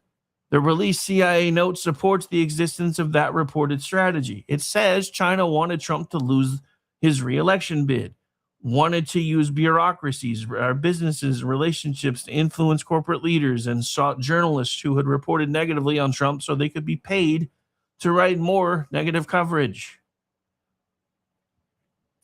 But a reported strategy is not exactly the same thing as a completed transaction. To prove that an American journalist took Chinese government money, you need a name, a payment trail, a communication, an intermediary, a contract, or some other evidence connecting the plan to the act. The note, as released, didn't have any of that. So again, this isn't about a preponderance of evidence or proof beyond a reasonable doubt, but this is about making you understand that you can't not have reasonable doubt when you're seeing all of these different things. And we as human beings are allowed to think logically and connect dots for ourselves. I'm going to say this again. If Donald Trump had won his election in 2020, it would have been terrible. It would have been a disaster, especially because of what happened in the midterms. Now we have to wonder how many Chinese fingers were on scales in our midterms in 2018. How many Chinese fingers are going to be on scales in our midterms this year? Anybody? Bueller? Anybody? Bueller? Because we don't know. But you know what we know? There is an entire fifth column inside the Democratic Party that doesn't want to save democracy, which has been the Democratic Party's running line for the last 10 years. They want to reshape it. In the process of reshaping it, they've changed the meaning of the word because what they're actually going to do is destroy it. And people are voting for it. 100 Democrats voted against funding Israel just the other day. Not just in their continuing war efforts, but removing their funding for Iron Dome. That's not good. What's even worse for me is listening to the Vice President of the United States on the Joe Rogan Experience talking just as much trash about people within the Israeli administration. There is a time for that if it is true. During a time of conflict is not that time. And for all of the people that I have seen, both in YouTube chats and Facebook chats and X chats and other posts that have been filleting Iran and have been filleting Palestine, you need to get your heads examined, because here's the thing. Even if for some reason, some military person inside the hierarchy of Israel allowed October 7th to happen on purpose, which I'm not saying that they did or they didn't, but that's been one of the things that I have seen coming out over and over and over again. There's no way this didn't happen without the Israeli military knowing about it. Even if they did know about it, even if they suspected it, what would you think they would be able to do to stop it? And even if they suspected it, why is it okay that the other side actually did it? We're talking about people being raped and murdered at a concert, for God's sake. We went to war over people flying planes into a building. And people can't even agree in this country that that's how that happened or what it happened for. But we went to war over people flying planes into buildings. Per capita and population-wise, that was 10 times worse for Israel than our 9/11 was for us. And we have the gall to question why it is that they're tired of dealing with terrorists. Because the terrorists have gotten a free pass first under Barack Obama, and then would have gotten one under Hillary Clinton. Luckily, we dodged that bullet. But then we got Joe Biden, who was basically Obama 3.0, because Hillary Clinton was supposed to be Obama 2.0, and they got a free pass yet again. We have watched terrorism disperse around the Western world. How do we know? Because anecdotally speaking, anybody who bows to Mecca 5 times a day in public is a terrorist. You know how I know? Because in the countries they come from, that shit's illegal. They do it here because it's a way to intimidate people. They want that call to prayer going out on public loudspeakers 5 times a day to intimidate people. Even though in Islamic countries, praying in public the way they do in Londonistan and Dearbornistan and every other stan you can think of is illegal. But they're doing it to prove to you that they are dominating you, whether you want to be dominated or not. The Islamic philosophy of public prayer serves as the same practical idea of what Jesus meant when he said, turn the other cheek. Turning the other cheek isn't about showing weakness. It's about forcing someone to treat you as an equal, because if you turn the other cheek, they can't slap you with their backhand anymore, which was common in that day and time. If they didn't see you as an equal and they slapped you, they would do it with the back of their hand. If you turn the other cheek, because of the concept of the time of, your other hand is used for not so good things, so you don't usually do anything with that one, they would have to slap you with the front of their hand. So it was about forcing them to recognize you as an equal and then see if they would still strike you. It wasn't about submission. It wasn't about weakness. It was about a passive-aggressive way of saying, I am your equal, and if you're going to strike me, you have to treat me like one. And 9 times out of 10, they wouldn't do it. But Islamists praying in public and bowing towards Mecca in public 5 times a day is the same thing. They are showing you that they are dominating you. They're showing you that your religion, your faith, whatever it may be, even if it's secular humanism, doesn't mean a damn thing to them. The only thing they care about is Islam. And at some point, if we keep importing these people, you're going to be given one option: submit or die. The problem that we have today, ladies and gentlemen, and the reason that I'm all over the place today is because we have all of this happening all at once at the same time. We have Islamic colonizers all over this country.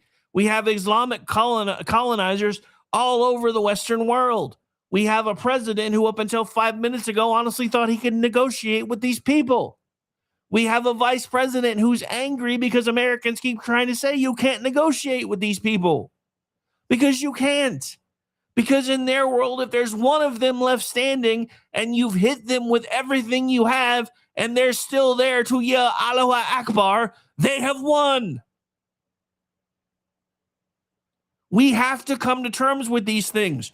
We have to understand that our system is broken.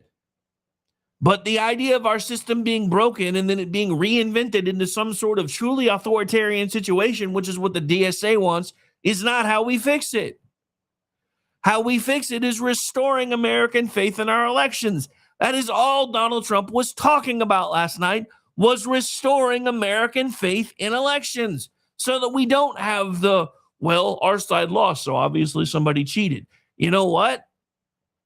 If we can prove that only people that are supposed to be voting are voting, if we can prove that in the 21st century, it doesn't take us 16 weeks to count votes,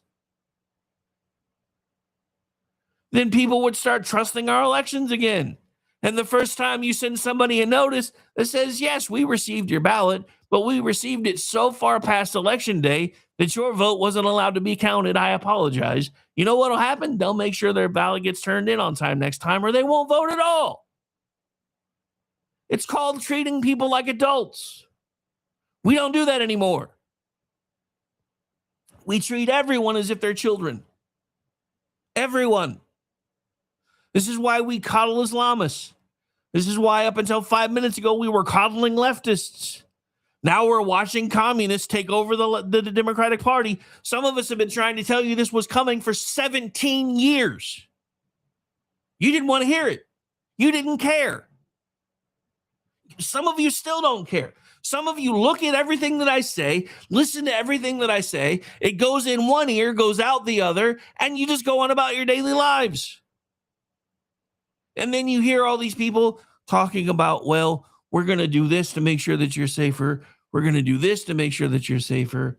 And eventually what you've done is you've traded every bit of freedom that you ever had for just a modicum of security that you don't even really have in the first place, because eventually if these people get their way, there won't be a Defense Department anymore or a Department of War. I don't care which one you want to call it. They want to remove it. They don't even want it to exist anymore. That is one of the precepts of our original general government. Not the federal government, not the monstrosity that it became after Lincoln, but our general government. When we were left alone, when we were basically independent democracy laboratories, and each state could form its own government and decide its own future. We need to get back to that. There were so many things that were swept up in the idea of ending slavery. There's so many other things that mattered, went beyond the wayside at the same time, all because slavery had to be gotten rid of. I don't disagree with that. The problem is we didn't get rid of it either. I mean, hell, BZ and I talked about it last night. There are people that are actively accusing Erica Kirk, of all people, of being involved in slave trading. I thought slavery was dead. It didn't die. We just changed the name. It's now human trafficking. Do I believe Erica Kirk is involved in it? Hell no. But it's a thing. It exists. We know it exists. All we did was change the name. We went to war over that. Our ancestors put on different colored uniforms over that. One of the things that historically just flabbergasted me is when and I don't know why I never realized this before, because I've always been a huge fan of history, but it never occurred to me that people going to the academies in Annapolis and the academies at the academy at West Point, they were both training Union and Confederate soldiers and naval officers at the same time. That would not even be able to happen today. I'm honestly surprised it was able to happen back then, but that would for sure not happen today. There is no gentlemanly agreements anymore. Those went out the window with the 80s Democrats. And I've talked about that before too. Gentlemanly agreements, the reason we don't have them anymore, the reason we don't trust anybody anymore, the reason it became trust but verify was because the Democrats conned Ronald Reagan into saying, hey, let's just wipe the slate clean and then we'll help you fix this immigration mess. And he did, and then they didn't. All right, I've been more yelly than I expected. So we're going to take the final break of the show to give me a chance to take a sip of something. We'll be right back.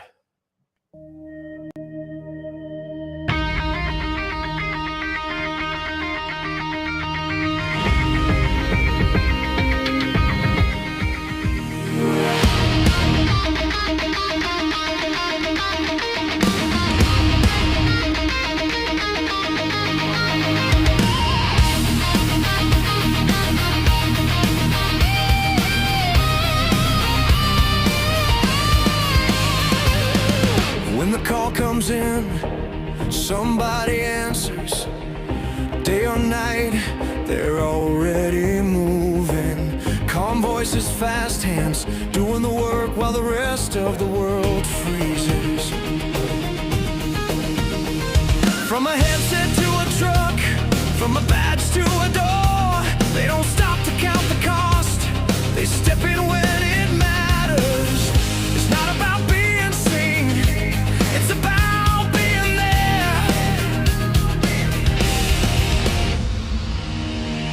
They're holding the line when the lines go dead, standing their ground when the world goes dark.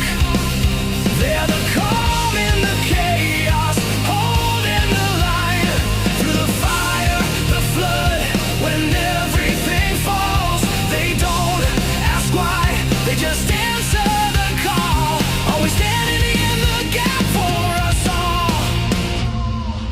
Before the sirens fade, before the scene is clear, someone's already making sense of the moment, keeping people alive, keeping things from getting worse. Some run toward danger, some stay behind and hold it together.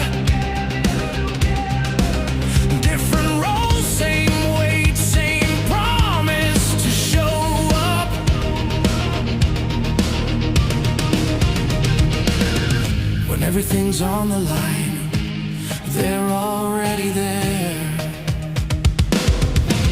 They're holding the line when the lines go dead, standing their ground when the world goes dark. They're the calm in the chaos, holding the line through the fire, the flood, when everything falls. They don't ask why, they just answer the call. Always standing in the gap for us all. This is service, this is sacrifice, this is how lives are saved. No spotlight, no applause, just showing up again and again. They're holding the line when the world goes dark. When everything's breaking, they hold their ground. They're the calm in the chaos, holding the line. So we raise our voices for the ones who stand. Every voice, every badge, every helping hand. They don't ask why, they just answer the call. Always standing in the gap for us all. Always standing in the gap for us all. For those who run and for those who hold steady, for those who stand in the gap.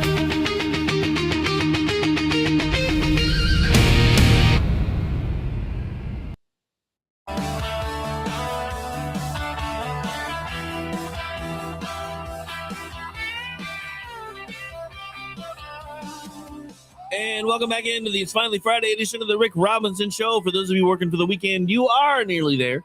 It is, let's see, East Coast time. Future boys. You got about 2:30. So if you're working till 5 o'clock, you got about 2.5 left. Here in God's time zone, the only one I give a damn about, let's be honest. I'm just being honest. You got about 2.5, 3 hours. So you have 3.5 hours left. West Coast, it's still early for y'all. Sucks to be you.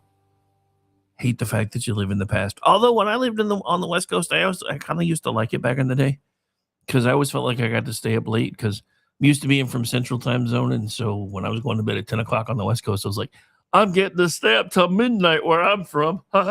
Yes, I was that kind of a kid. Anyway. All right. So just to summarize what we've been hitting on today, because I'm not sure I'm going to be able to get through all of it, just being honest, because I do have a hard stop here in a little bit. But here is the summary so far. Well, I asked it to summarize one thing and then it summarized something else. So let's do this instead. So this is from a town hall article that I just saw. So the Democrats' prosecution of Donald Trump between 2022 and 2024 constituted politically motivated lawfare and require accountability. He highlights recent allegations from Senator Chuck Grassley that special counsel Jack Smith's team may have mishandled classified material and obtained messages from 44 Republican members of Congress, despite Smith's previous denials. How he's going to get away with this, though, is they didn't ask the right question. I'm just telling you, because I have a lot of friends who are attorneys, and they're like, if you want to get him on perjury, you have to ask a very specific question. They didn't ask the right one. I know, to us, it's semantics and splitting hairs, but legal crap is nuts. So Hammer commends Smith, Alvin Bragg, Fannie Willis, and others may have violated federal civil rights or conspiracy laws, although the piece in question does not establish that they have been charged with any of these offenses yet. Hammer criticizes former Attorney General Pam Bondi's unsuccessful prosecution of James, let's just call her who she was, Fox News Barbie. Anyway, Hammer criticizes former Attorney General Pam Bondi's unsuccessful prosecutions of James Comey and Letitia James, whose cases were dismissed on procedural grounds. He then endorses acting Attorney General Todd Blanche for permanent confirmation, citing Blanche's experience as a federal prosecutor, deputy attorney general, and Trump's criminal defense attorney, which made all the lefties really mad, by the way. His central argument is that Blanche personally understands the Trump prosecution, is well qualified to lead the Justice Department, and would pursue accountability against officials Hammer believes abuse the legal system for partisan purposes. And I agree with him. And I did find, while we were on break, one kind of sort of happy story in the vein of I want a government small enough to drown it in a bathtub. Apparently, the number of government employees as an exact quote, the number of federal jobs in Washington, D.C. just hit a 30-year low. That's a very good thing. Now, remember when we were talking about the whole it's Warthog Day in Tehran again?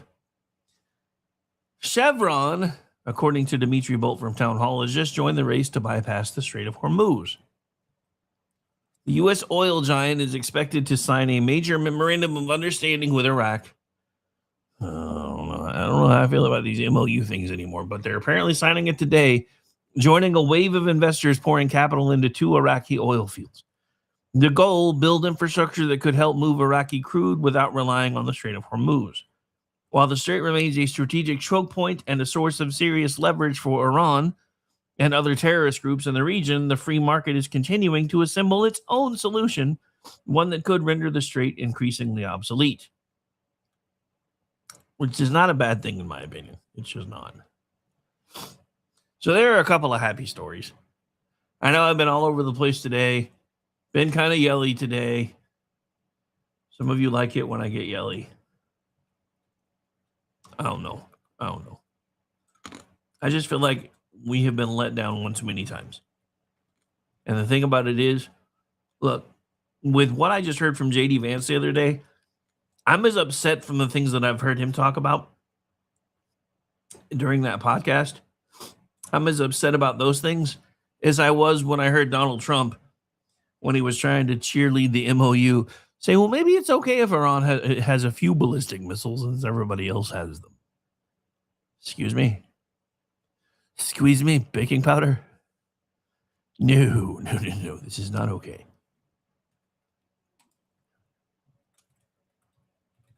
It's just not.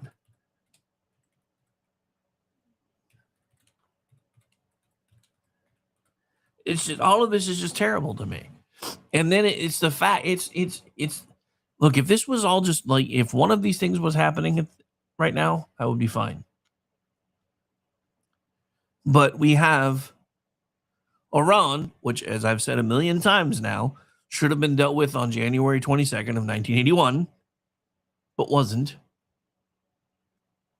We have a president finally realizing that we're staring down the barrel, pun intended, twofold pun if you think about it, of a similar situation that we found ourselves in World War II, because Japan was theologically and ideologically never going to surrender.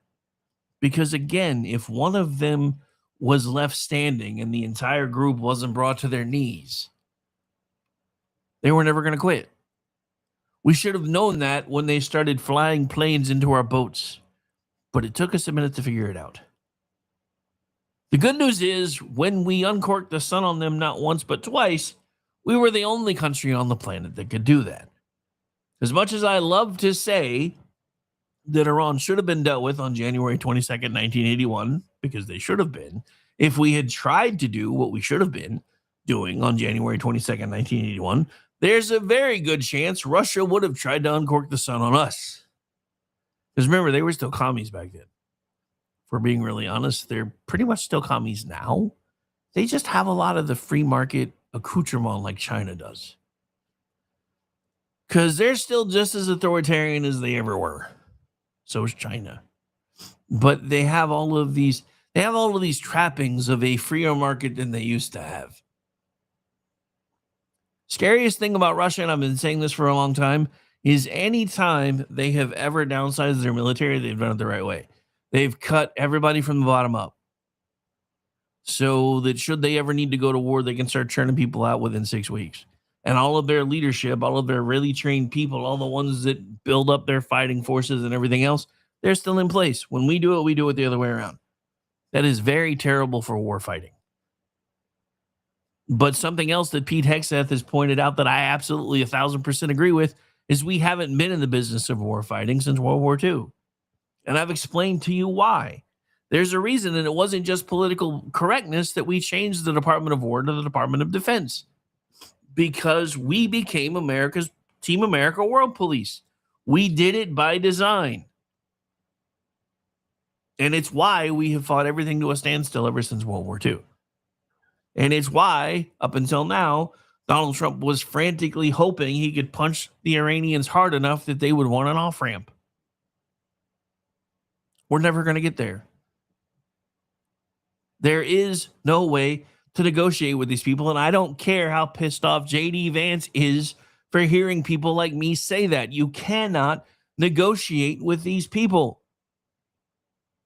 You cannot negotiate with an Islamist hardliner, and you can't really negotiate with the social Islamists either, because you have the religious ones, then you have the ones that are just, yeah, I'm Islamist because if I say I'm not, they're going to chop my head off. The problem is this idea that there's good, peaceful Muslims isn't real. There are practicing Muslims, and then there are social Muslims. The practicing Muslims want you dead. The social Muslims don't really care one way or the other. And the only reason they say they're Islamist is because if they don't, the practicing Muslims are going to end them. And we talked about this last night too. Every time, like we saw with the funeral for the Ayatollah, kill Trump, hashtag kill Trump. All these signs, people chanting death to America. And everybody in the West says, well, most of these people that are lining up saying this stuff, it's because they have to or that somebody's going to kill them. Do we know that for sure? See, that's the difference. They can look at anecdotal stuff and say, well, we know that's not true. We show them more than anecdotal evidence that something is broken within our elections. Well, that's all false. Really? That's your story and you're sticking to it, I suppose.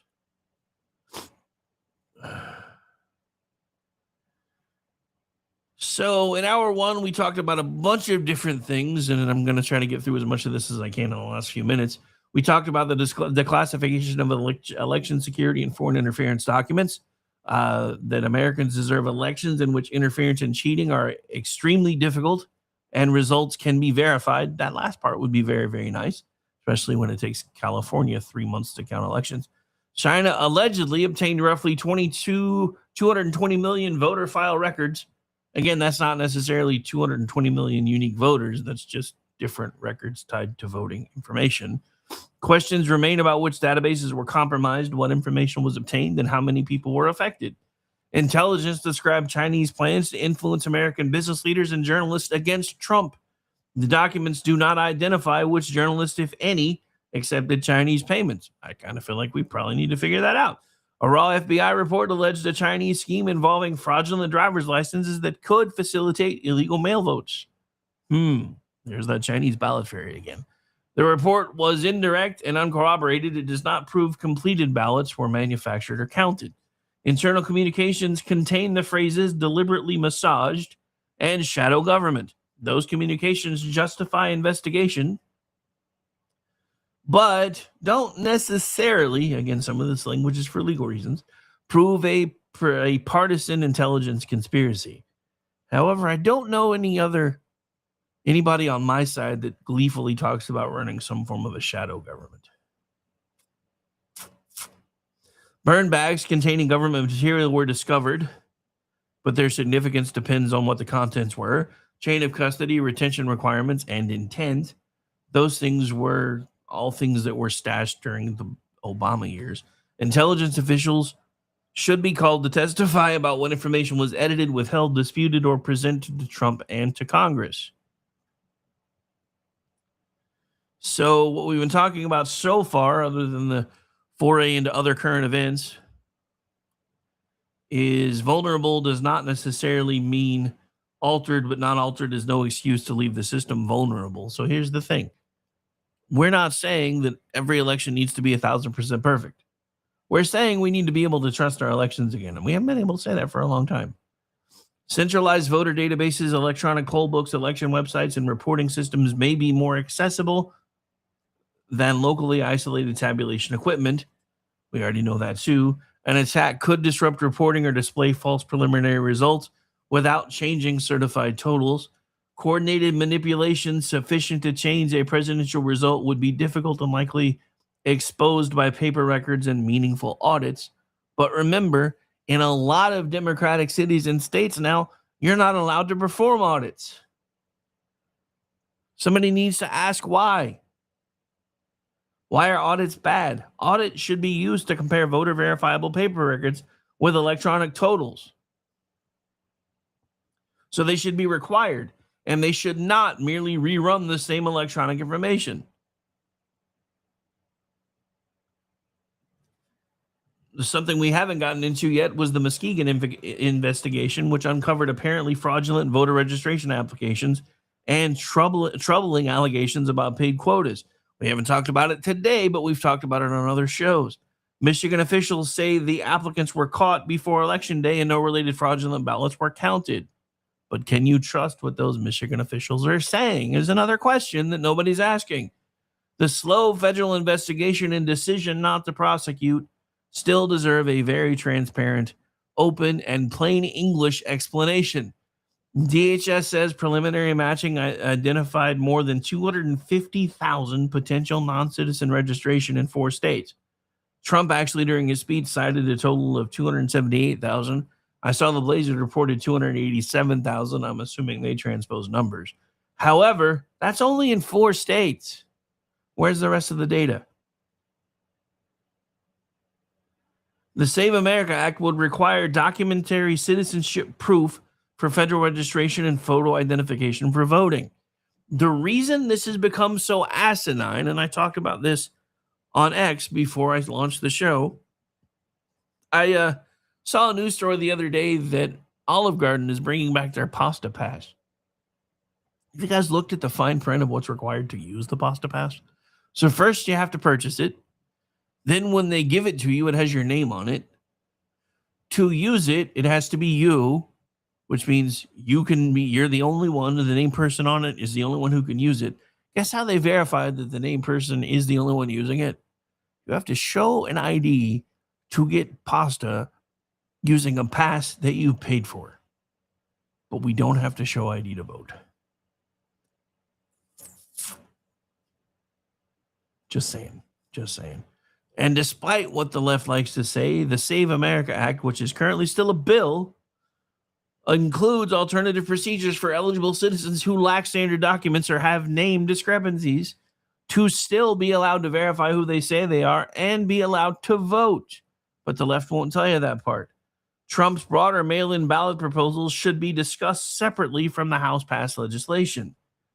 The RNC's Election Integrity Week of Action recruits poll workers, observers, and legal volunteers. I'm going to say this again, and this is where I differ from a lot of my friends on the right.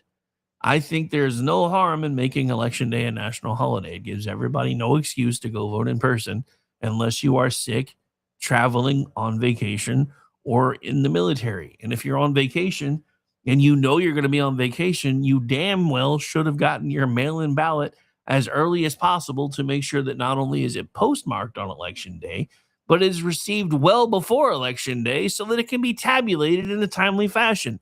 That is your responsibility as an American adult who is choosing to vote. If you can't make sure that your ballot is received in a timely manner, then you can't bitch if your vote doesn't get counted. Because I'm so sick and tired of places like California, or as I call it, commie failure, being able to take 6, 7, 8, 9 weeks to count votes. You know, Florida tried that once in 2000. They were the laughing stock of the country for about 10 days. And then, in the words of my good friend Lou and Amish, they patched their shit. California has never been forced and or required to patch their shit. Amish actually works in California elections as a volunteer. He swears up and down that his county, the one that he works in, does it right. If they do, that's awesome. What about the rest of the counties, and why are some things so fucked up out there that it takes 6, 7, 8, 9 weeks to find out who won an election for governor? Because the other interesting thing, and I didn't think about this until I heard Trump mention it again the other day, up until he threatened to involve the attorney general, they were trying to shove the Republican out of the governor's race out there too. A funny thing is, all these news stories started breaking about how the Republican candidate for governor, and I know he's a former Fox host for some reason, his name escapes me right now. It's rare, but it does occasionally happen, was being edged out just like Spencer Pratt was. Donald Trump called up the one of the state's attorneys out there and says, we need to look into this. Within 20 minutes of him making that phone call, somebody with one of the major news channels said, oh, look, he made the runoff. I don't believe in coincidence. So how did we go from 5 minutes ago, dude was being edged out to third place, to all of a sudden he won the runoff?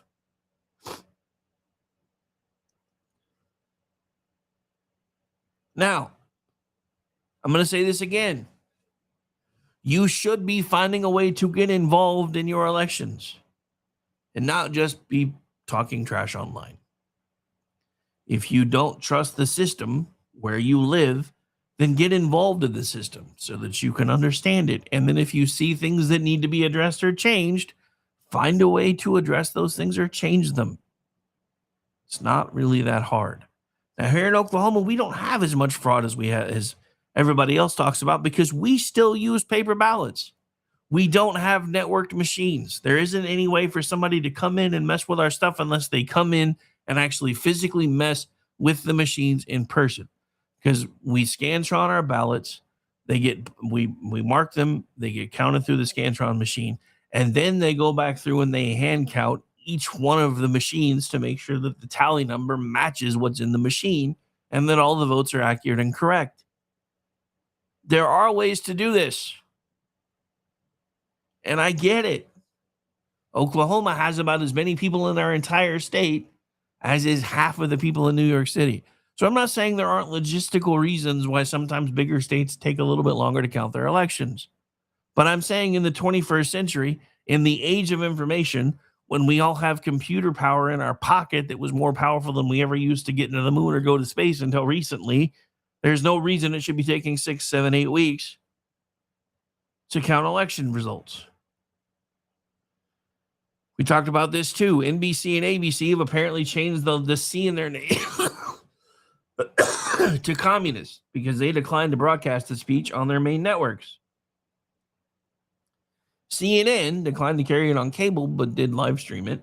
The networks deserve criticism for limiting live access, but Trump's threat against their license, in some circles, feels like it goes too far. I don't happen to be one of those people. Democratic leaders dismissed the address broadly, including AOC. And the irony here is, within moments of her claiming that nobody should be carrying this speech, was when NBC and ABC said, yeah, we're not gonna. You know, the only reason I think CBS did, even if they did eventually cut away for fact checking, Barry Weiss. That's why.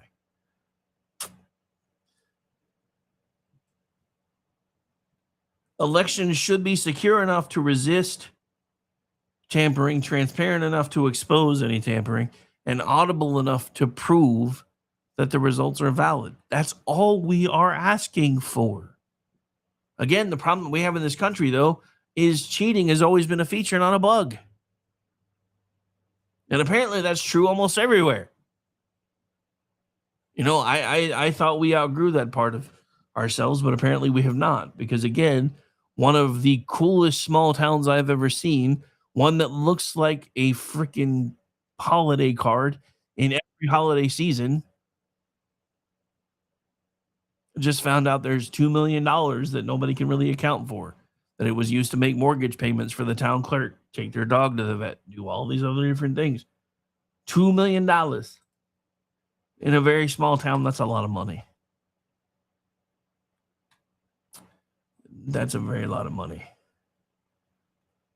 Okay, so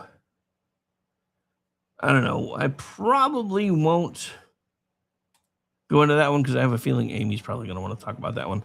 But I will talk about this real quick because it kind of dovetails into everything that we're talking about. Then we're going to go ahead and get ready to make the changeover for the next show. For those of you who don't know, we do back-to-back shows on Fridays. Up until now, I had been trying to do separate feeds because it was supposed to make my life easier, but it's a pain in the butt, so I'm just going to keep the feed live.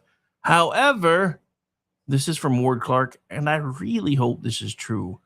So, according to him, Iran is in the process of having its military teeth kicked in, which we know, which is presenting the remains of Iran's civil government and its military with an existential problem. But it's not the only existential problem facing the 7th century barbarians running around right now. The population has been growing more and more restive and more unhappy about living under the iron sandals of the mullahs.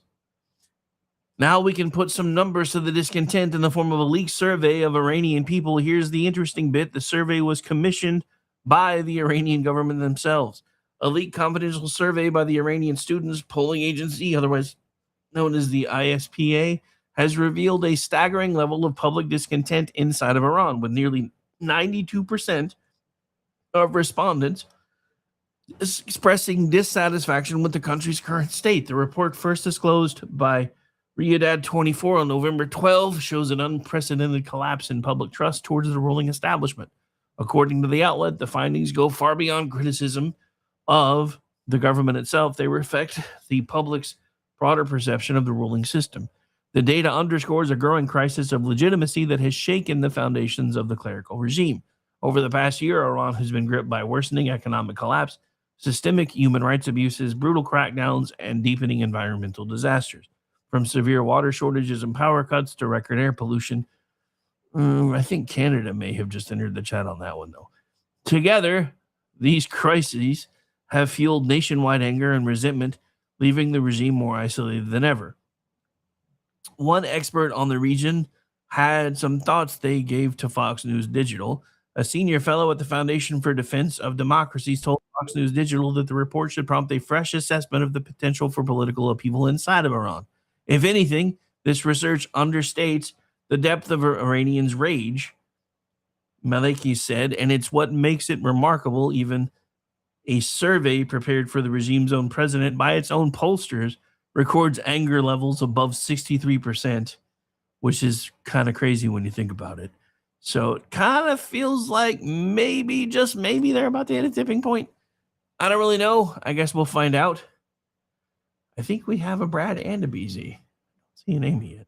Surprised to see a Brad, though. I hadn't heard from him. So, yay. All right, so we're going to get out of here.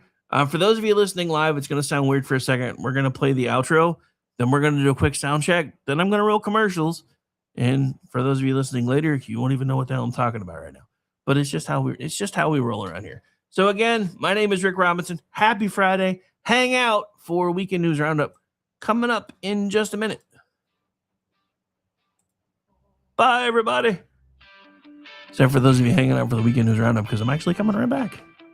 I know it's weird and confusing, but whatever. So is life. Have you seen life lately?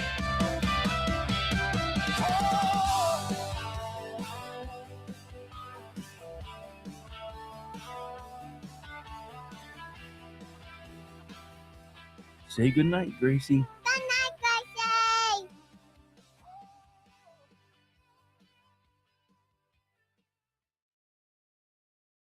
All right, 1, 2, 3, 4, 5. So now I have a clean cut point for the rebroadcast later.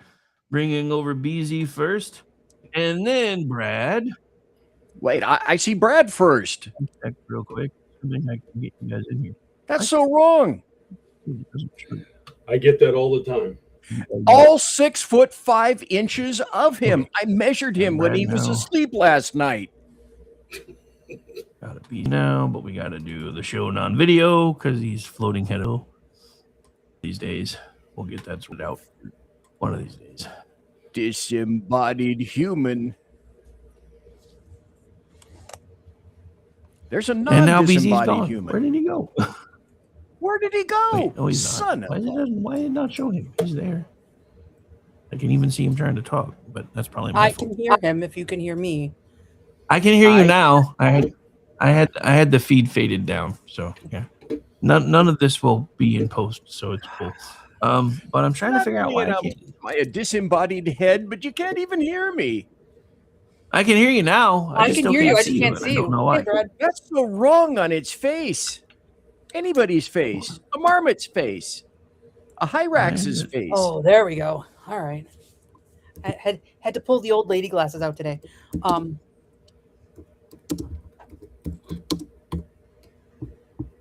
It's weird. Hang on, BZ. Let me try bringing you back in again. Maybe it's glitching. All right. No, that's weird. It's not showing him at all. Weird. It is weird. I am weird. He, she, and it are weird. You are in the right spot for weird, though, my friend, because it doesn't get much weirder than this. Conjugate everything. This is true. This is true. I had to know my Latin conjugations. Ami, ama, amat. I wish they would have taught us Latin. Okay, here's the weird thing. They didn't teach me. I learned some of it on my own. Hey, I figured it out. It actually turned it back off again. For actually. it. Look, it's the floating head. The floating head. The floating head of fluff. Doom. All right, let's get ready to do this damn thing. Run a disclaimer if you're going to be talking like that. Falsa doom.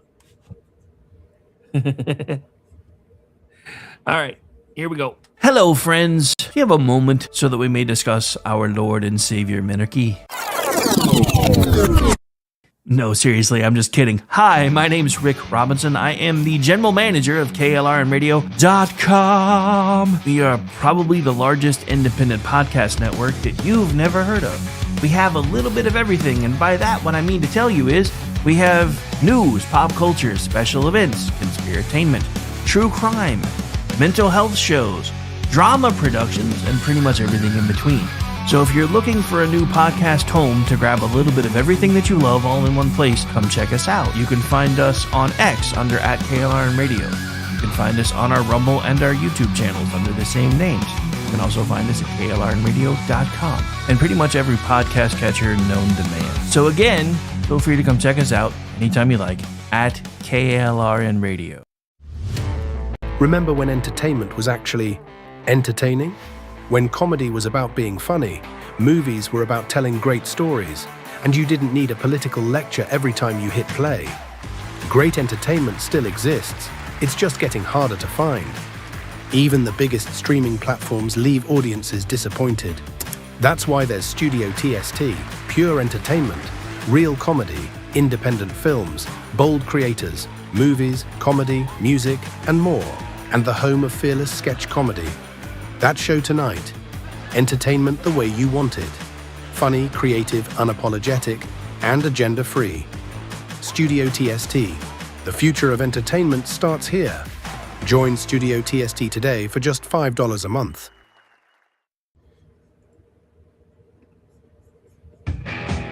KLRN Radio has advertising rates available. We have rates to fit almost any budget. Contact us at advertising@klrnradio.com.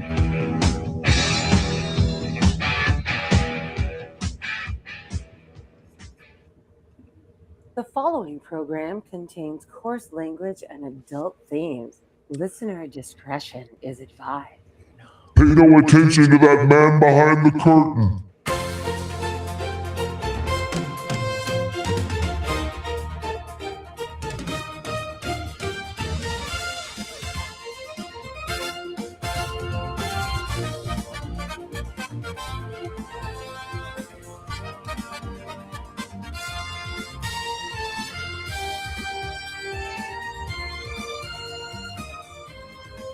And welcome in to the Weekend News Roundup. I am one of your hosts, Rick Robinson, joined by some of my usual cohorts on Fridays. I didn't realize my hat's kind of crooked. I don't know why. Bugging me now. Anyway, so I'm here with, first we'll start with ladies first, Amy Curtis. How you doing, ma'am? How's things? Things are good. Lady may be a stretch some days, but things are good. Canada's killing our summer, but things are good. I mean, doesn't Canada always kill your summer, though? That's very, very true. I mean, but yeah, the air quality is poor. It's hazy as hell outside. Oh, and after we're done here, I get to go see the Odyssey because I'm going to write a review for Town Hall tomorrow. So watch for that. BZ's laughing. Hey, like I said in the chat, my theater has a bar, so I win, and I don't plan on doing this sober. My bar has a theater. One of the guys on Fox was like talking it up like it was awesome, and I'm like, you are just nuts. Anyway, all right. We'll get to that in a minute. Damn it, Andrew, I do need a producer, but that would require a budget. I don't have one of those yet. And then we are joined by none other than Brad Slager, also a contributor for both Town Hall, Red State, and here at KLRM Radio. How you doing, man? How's things?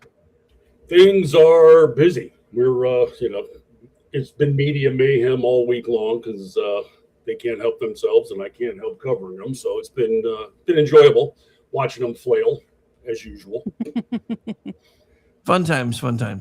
And BZ, how about you? How are things? Well, it's been so long since last I've seen you.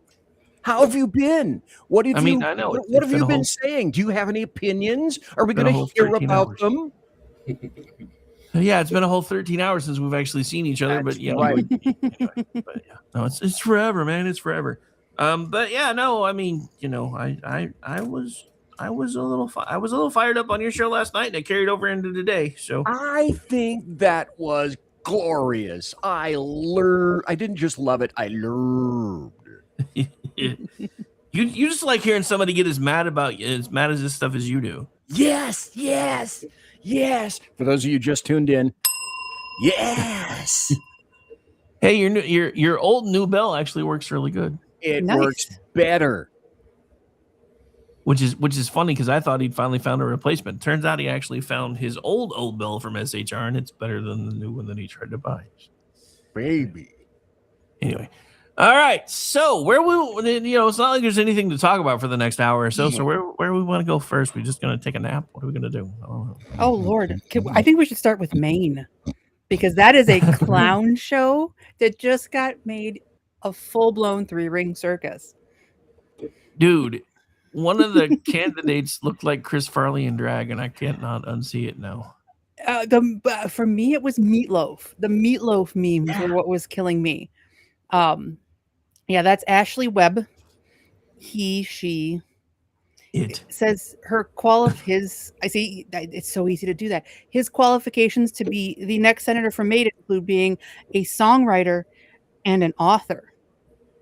By those standards, I'm halfway there to being qualified for the Senate from Wisconsin because I too have written a book, but I'm also not a very confused person. So why I saw somebody say that it looked like possibly Graham Plattner had shaved his beard and put on a wig. We have not seen Graham Plattner since he dropped out. That was as soon as they said that you couldn't unsee it. Yeah, I saw that earlier too. They're like, is Graham Plattner trying to sneak back into the race and drag? I'm like, I don't know. I mean, it's possible. Would that surprise any of us? No. When we see trannies who are males, can someone not please pick a good-looking tranny to tranny? They're all ugly and obese and disgusting. Good God, people, clean up your tranny act. I mean, I know that the circus used to have a big thing for bearded ladies. That doesn't mean I want to see them in politics. Mm-hmm. Right. But Maine is really scary. I can't even believe this went as far as it did with the first guy because, like, as soon as they started coming out with all this stuff, I was like, there's no way they're going to run with this guy. And everybody was like, well, people can change. And you know what the tattoo meant and this and that and this and that. And then the first abuse scandal came out. And they're like, no, that's not true. And then the next one came out. And they're like, he's still my guy. And the last one came out. And they're like, yeah, this is a bridge too far. It wasn't the fact that he was credibly accused of rape. Yeah, Lindsay Fifield's accusations, they dismissed her because she's a Republican. What's his face? Sheldon Whitehouse. This was a Koch brothers operation. Believe all women. Okay. No, they looked at the polls because right before this other story dropped, I saw that he was losing working class voters by 20 points to Susan Collins. That's why they dropped him from the race. If he if he was winning, if he was winning, they would have thrown I'm going to mispronounce his name and I apologize. Jenny Raxicourt, this last accuser, under the bus too. Didn't matter that she's a Democrat operative, that she shares Graham Plattner's politics, that she herself almost didn't come forward because she wanted him to win the race, which is a whole nother can of worms. We'll get into it another time. But he was losing the race, just like they would have been happy to give Joe Biden 4 more years of drooling into a cup while his little progressive staffers ran the country. They only kicked him out of the race because they were going to lose in a very undemocratic fashion, mind you, because now the voters in Maine spoke. They wanted Graham Plattner. The Democratic Party didn't. And this is part of a bigger and alarming pattern of very anti-democratic behavior on the part of the Democratic Party, which is a topic we'll get into at another time too. I wrote about it though for Town Hall, so go join VIP and you can read my thoughts there. But what an absolute clown show. And at the risk of counting our chickens before they hatch, I want to say congratulations to Senator Susan Collins on her re-election, because she's going to win by 8.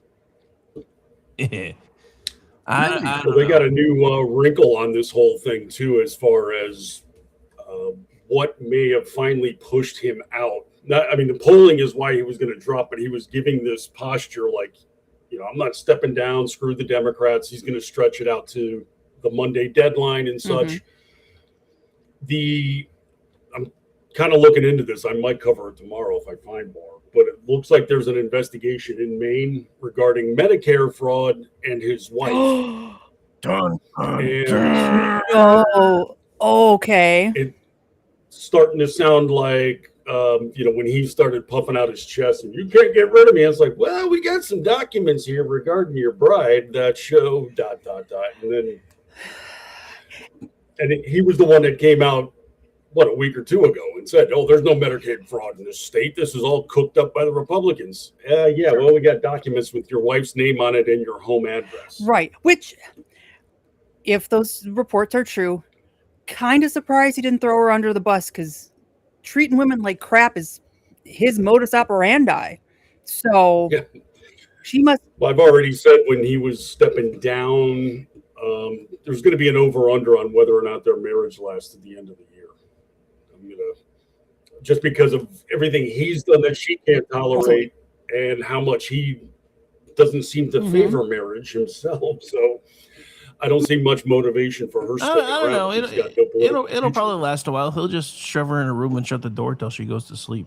So. Oh wait, did I say that out loud? My bad. Or let that happen in a car in a closed garage.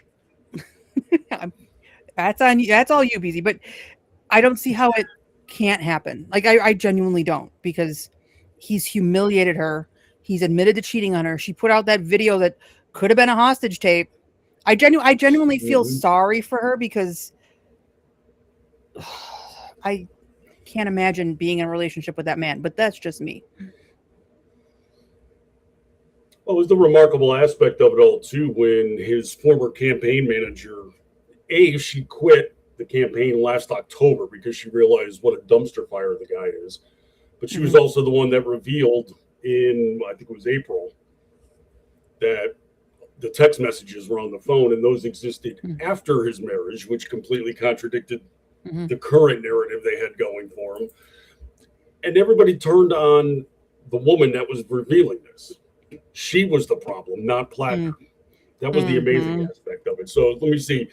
The guy's lied entirely about his biography. Now he lied about, there's no more scandals. He's lied about all these sexting issues were in my past. That all gets revealed, and everybody said, how dare this woman come forward with this information? Right. And now she's been completely exonerated because, oh, look at that. We have rape and worse things than the texting. Exactly, which absolutely proves my point that the scandals weren't what kicked him out. The fact he was going to lose was. They knew he was a complete shitbag in October. Still ran with the guy. Same with Bernie Sanders. Why did Biden get installed? Biden got installed because Sanders wanted to destroy the flow of cash, and the spice must flow. Well, we need to get this bald communist out of here. And look where it got them. There's a whole insurgence now of Democratic socialists who are just itching to proverbially and maybe literally line the old guard Democrats up against the wall and get them out of office. Yeah, well, they just went after Jared Are you Polis. saying they're going to line him up against the wall, all right? One? So, Brad, your Mhm, work wife mhm. says she'll stick with him because he's wealthy. So. maybe, but money, depending on how, like money can go away. Like money can disappear, and then what's left? But that's a possibility. The other thing is, how wealthy are you, and other than your parents' money, when your mom was your only customer? Because I bet you that's probably going to be going away soon. That's what it is. It's all his parents propping him up in the basement because it was even revealed. I think the Washington Free Beacon was the one that did. Mm-hmm. They looked into the numbers of his oyster business, and even that was a sham. Like he doesn't have enough revenue to generate an actual income from it. It's his mom's restaurants, and that's it. Mm-hmm. And his business partner is this hyper exclusive elitist guy from school. And basically they just, pocket government kickbacks and stuff like that. It's not a viable business. Well, right. And he's also on disability through the VA. Like, which fine, he probably deserves it for his service, but like, come on, this guy had issues, red flags from the start. Well, yeah, he's not exactly driving around in the Lamborghini and such. I mean, he's probably considered Maine rich, and that's primarily from mom and dad. Well, Lamborghinis are reserved for muzzies in Minnesota, aren't they? Yep. Which they don't do well in the cold. Drug runners down on South Beach. Yeah, You can't go down there without kicking through a couple of gold wing doors, smacking you in the chin all the Plus, time. isn't that kind of shades of Katie Wilson too? Yes. I don't. In Seattle, she is. Besides, everybody is, knows Lamborghinis are like 80s and 90s. It's all about the Bugattis now, bro. The Bugatti, whatever. I won the lottery tonight. I wouldn't buy a Lamborghini, Bugatti, any of that. Give me my Honda Accord. I love my little Honda.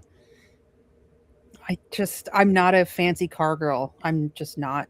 But the funny thing with this whole Maine disaster is they're doing this to oust or try to oust Susan Collins, probably the most moderate, milquetoast, light Republican you're ever going to want to meet, who voted in the first to impeach Trump after January 6th. You're being very nice. I'm being kind.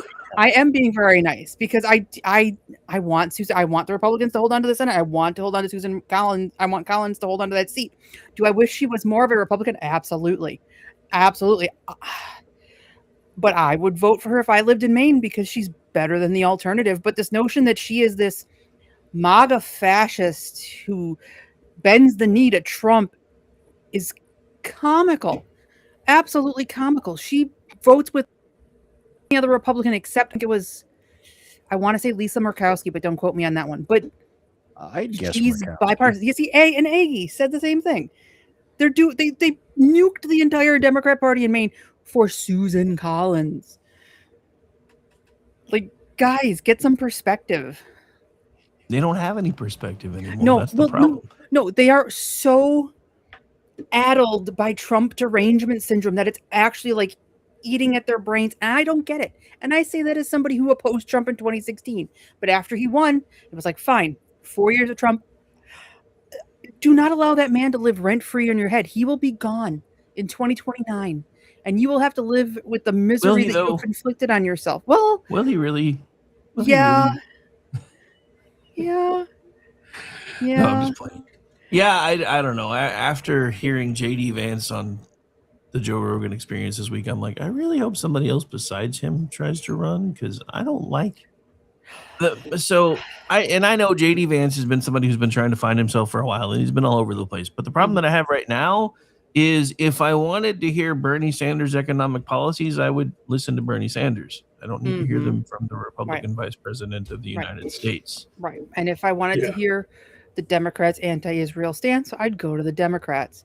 I know do I like Vance as a person as much as I know him? Yes. Do I like that he's a younger face in the White House? Absolutely. He's younger than me, and I won't hold that against him. But if we have to talk about and look forward to 2028, I'm all in on Rubio, especially after his speech about communism and left-wing violence, and then his order to restrict visas for these left-wing terrorists that want to come to the nation. Presidential material right there. Well, the other thing that I love about Oh, yeah, Rubio Rubio is... would be. Go ahead. He'd be a slam dunk. Absolutely. I mean, he's leadership and everything else. I mean, he's got the bona fides. He's done everything pretty much that you'd expect from a leader, and I don't see how you could say no to him. Well, the thing that I love about Rubio is the fact that he's basically done all of the cabinet position jobs now, so he knows everything a president would need to know.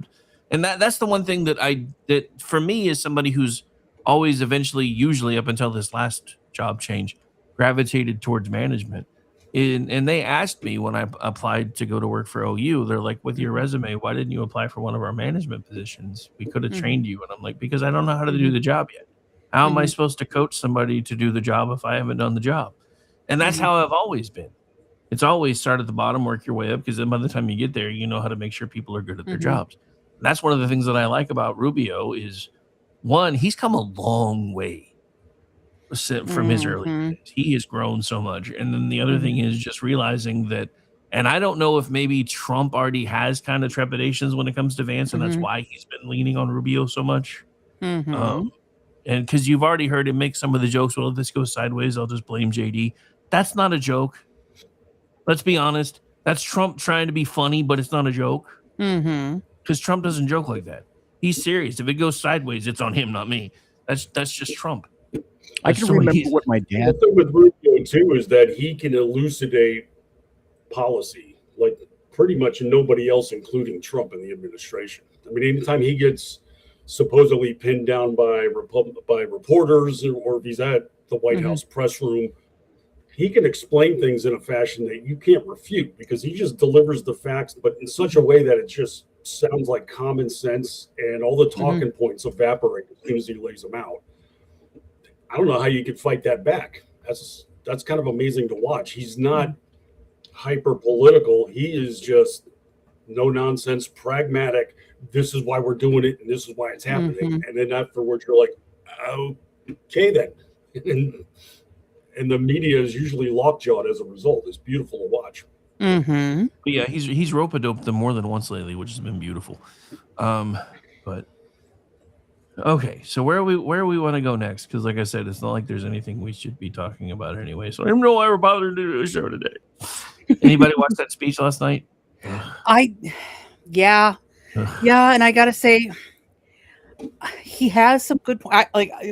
I set that bar. My expectations were very, very low because I kind of know Trump after a decade in office. There's some substance there too. We need to pay attention to what China's doing with our elections, because I've been saying for years things like TikTok, that's all a big psyop to undermine us domestically, and people are just kind of whatever. Like, I'm a very lenient mother when it comes to technology in a lot of ways. TikTok was the one thing I said it's not allowed on any of the phones. You guys are not allowed to go on TikTok ever. And they listened to me not because of the China's got your data. Everybody, you breathe, the first breath you take and your data is everywhere. But because almost everybody's iPhone is made in China, so there's no way they're not getting our data regardless. Right, but the psyops on that social media, like the agenda stuff that China pushes that they don't allow on their social media sites in their own country, no. And so I think there's something there. He's just a very bad messenger of these big things. Like, he needed to have a very carefully laid out speech written by somebody, maybe even delivered by somebody else. And then here's the data that we've got. Look at it, because there is some stuff there that we need to be concerned about. And I wrote about it this afternoon for Town Hall. It'll publish later. 20 minutes of the Democrats going, yeah, our elections are connected to the internet and they're easily hackable. And now all of a sudden Trump says it. No, he's got no evidence. He's got no proof. AOC said the network shouldn't carry his speech. He's the president of the United States. The media doesn't get to decide what we get to see, what he says. Well, it's not honest. Okay, fine. Then refute it. If it's that dishonest, it should be very easy to refute it and not, I'm not going to run his speech because he's lying. Say the people who tell us COVID came from a wet market, that the vaccine worked, that a laundry list of things. Okay. Well, the thing was, they were calling it a lie before he spoke. They were refuting the documents that they didn't see yet. I mean, that was the amazing part last night. I watched CBS come out, and even Brian Stelter was applauding him. They pre-bunked the speech. It's like, you dumbass. That's Right. They're lying so right there on its face. And then Right. ABC said, we're not going to run it because we don't trust him and we're not going to waste our time. The second he got done, there's Mary Bruce on camera. Let's tell you what he said. How about letting me listen to what he said? Right. Because you might not think the way the media want you to think, and that's the problem. Well, I have a block list of journalists that'll tell you that's always been the problem. They hate when I challenge them or ask them questions about stuff. So speaking of election integrity, did you guys see the post from Riley Gaines earlier today where she said we should put the Olive Garden CEO in charge of the Senate? I did not see that. Free bread So sticks yeah, for everyone. well, it's all tied to their pasta pass thing, because there was somebody when they made the announcement that asked a kind of a question that I think was relevant. Is this just for me if I get it, or can I use it to get pasta from my family? Their answer was a very firm no. And then there's lots of fine print. The never-ending pasta pass is only for use by the pass holder whose name is actually printed on the pass. Passes are personalized and non-transferable. And to use the pass holders must present a valid photo ID along with the pass at time of ordering. So you have to show an ID to use a pasta pass that you paid $100 for that's only good for 13 weeks, but you don't have to show ID to vote. I don't think I could eat that much pasta in 13 weeks, but it's sad that Olive Garden has better election security than the federal government. I just thought it was funny when Riley Gaines was like, Olive Garden CEO for Senate Majority Leader now. I was like, okay, that's awesome. Well, I think Babylon B was the one that said how many black people are now disenfranchised because the Obama library requires photo ID. Right? I thought about that too. I was like, it's free to get in, but you have to show an ID. Isn't that disenfranchisement? Is it free to get in? I thought they were charging on top of making you show an ID. Well, it was supposed to be free. I think now that they have a red bottom line, I don't think it's free anymore, but it was supposed to be free originally. So this is another one of my favorite ones from Haley Corona. If I give birth at an Olive Garden location, is my baby entitled to a never-ending pasta pass? The Supreme Court says yes.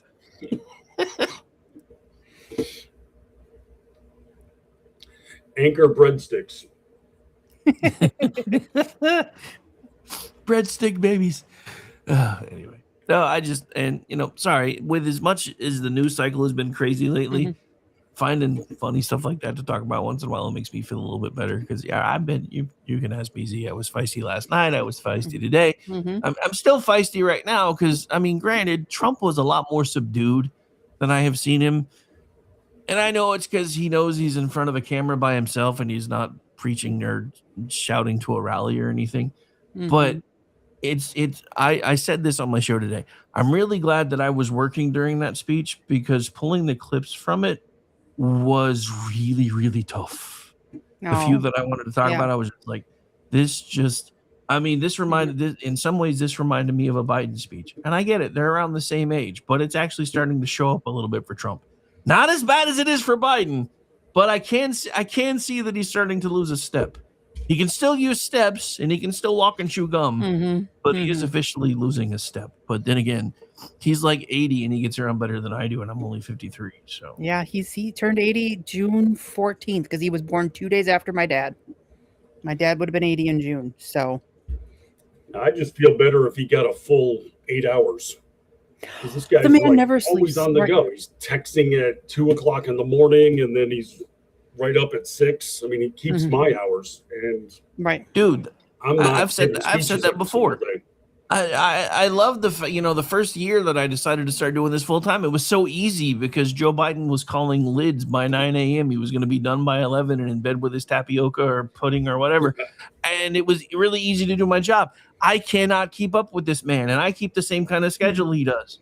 I mean, and you've got even his press goggles complaining constantly. They're like, he's coming to talk to us at 2, 3 in the morning when we're on the plane flying to other places, and we're thinking, hey, we finally get an hour or two to take a nap. No, he's got a second wind and wants to come talk to us some more, which is hilarious when you think about it, because like him or not, he is the most press-friendly president I think we've ever had in history, other than whichever one it was that started the radio fireside chats. That was FDR, wasn't it? I think so. Yeah. I think it was FDR. Just couldn't think of it for the moment. But yeah, I'm just like, he's always talking to people. Right. Always. Right. And to could be wrong, that is who he likes the attention. He likes to be out there. He likes his name in the press. But yes, you're absolutely right. He is press accessible. Biden, he would walk away. He wasn't allowed to take questions. Most of the time, they'd be leading him away by the hand. Hey, Denny, was it an HR meeting? Asking for a friend. Just kidding. Just kidding.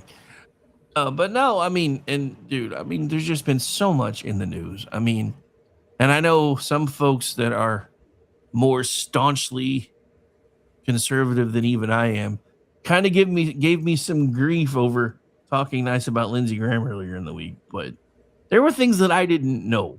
Because I usually pay attention to politics. I didn't ever really pay attention to his personal life. I don't know very many people that age 19 or 20 that would say, I'm adopting my sister so she gets military benefits since my parents died. Right. At that age, I don't know very many people that would do that. No. That was kind of a big deal for me. Yeah, I think Lindsey Graham was a fundamentally decent man who I didn't always see eye to eye with on politics, but from everything I've read and everything that people who knew him said, you could tell him to his face that you thought his politics were bullshit, and he'd still be your friend. And that's that's the hallmark. Yeah, that is the hallmark of a decent man, and it's a big loss. Like, I was genuinely shocked when I woke up at like 4 a.m. Speaking of insane, ungodly hours on Sunday and saw that he had died. I thought it was a joke. I was expecting to get the Mitch McConnell death notification first, not the Lindsey Graham one. And it's just one of those things. He got taken out by the same thing that took out John Ritter. So. Yeah. The funny thing is realizing that the angel of death is sitting there shaking the magic 8 ball. Is George Soros even in this damn thing? Am I ever going to get him? Right. Yeah. Exactly. Yeah. I don't know. But yeah, no, I mean, look, and again, tongue in cheek completely. I mean, it's hard for me to look anybody in the eye or see eye to eye with anybody all the time, depending on how I'm looking at you. Just saying. But I'm not laughing at that. Go ahead. I laugh at it all the time. But no, I mean, but that's my point. So I'm used to things like that. And I like the fact that, even if he was even more hawkish than I am, when it comes to Iran, we needed to be hawkish. We should have been being hawkish the entire time. When they started flying planes into the sides of buildings, we should have been focusing on Iran. Because that's where the money started, no matter what. Was them. That's where our focus should have been a long time ago. And I've said this before. I'm glad that the president's finally realizing that these are not people that you can negotiate in good faith with. We'll see how long he holds that opinion, because he does change that one quite often. But I've said this before, January 22nd, 1981, those folks should have been dealt with. The only reason we didn't was because we were afraid Russia would uncork the sun on us if we did. Absolutely. No, the way you deal with the Iranian regime is you put them 6 feet under. And you bring in a regime that you can actually work with and negotiate with, because like their whole worldview is they want to bring about the end of the world and this Islamic apocalypse, because that's what their religion teaches, and they are zealots, and they will do whatever it takes to get to that goal. They will lie, they will steal, they will cheat. They want a nuclear weapon more than anything in the world, and I hope he sticks to his gun. Like, flatten them. We had an opportunity several months ago when this whole thing started to arm the civilians and cause an uprising and let them overthrow the government. And what did he do? He told them to stay home, and that was a huge mistake. Yeah, that was a huge tactical error in my opinion. That was a huge mistake. And that momentum, I think, sadly right now is lost. So it's on us to do the dirty work now and take out the regime. Well, the good news is there's been a leaked report that came out today that apparently like 92% of Iranians are pissed off with the Iranian government. So if we keep tipping and actually let the Mossad do it, because I don't trust our clandestine services any further than I can throw them anymore, we probably could get them armed and let them, because there have been some pockets of resistance. I saw stories leaking out from time to time about people shooting at checkpoints, etc. But the problem, and the thing that I think Americans take for granted is, one of the reasons they never invaded mainland America during World War II was because the Japanese emperor said we can't, because in America there's a gun behind every blade of grass. They don't have that there. And I think a lot of Americans are like, well, why don't they just deal with this themselves? Because they can't. What are they supposed to do? Wag a finger at them until they leave? Well, when they deal with it themselves, 40,000 of them become murdered by the government.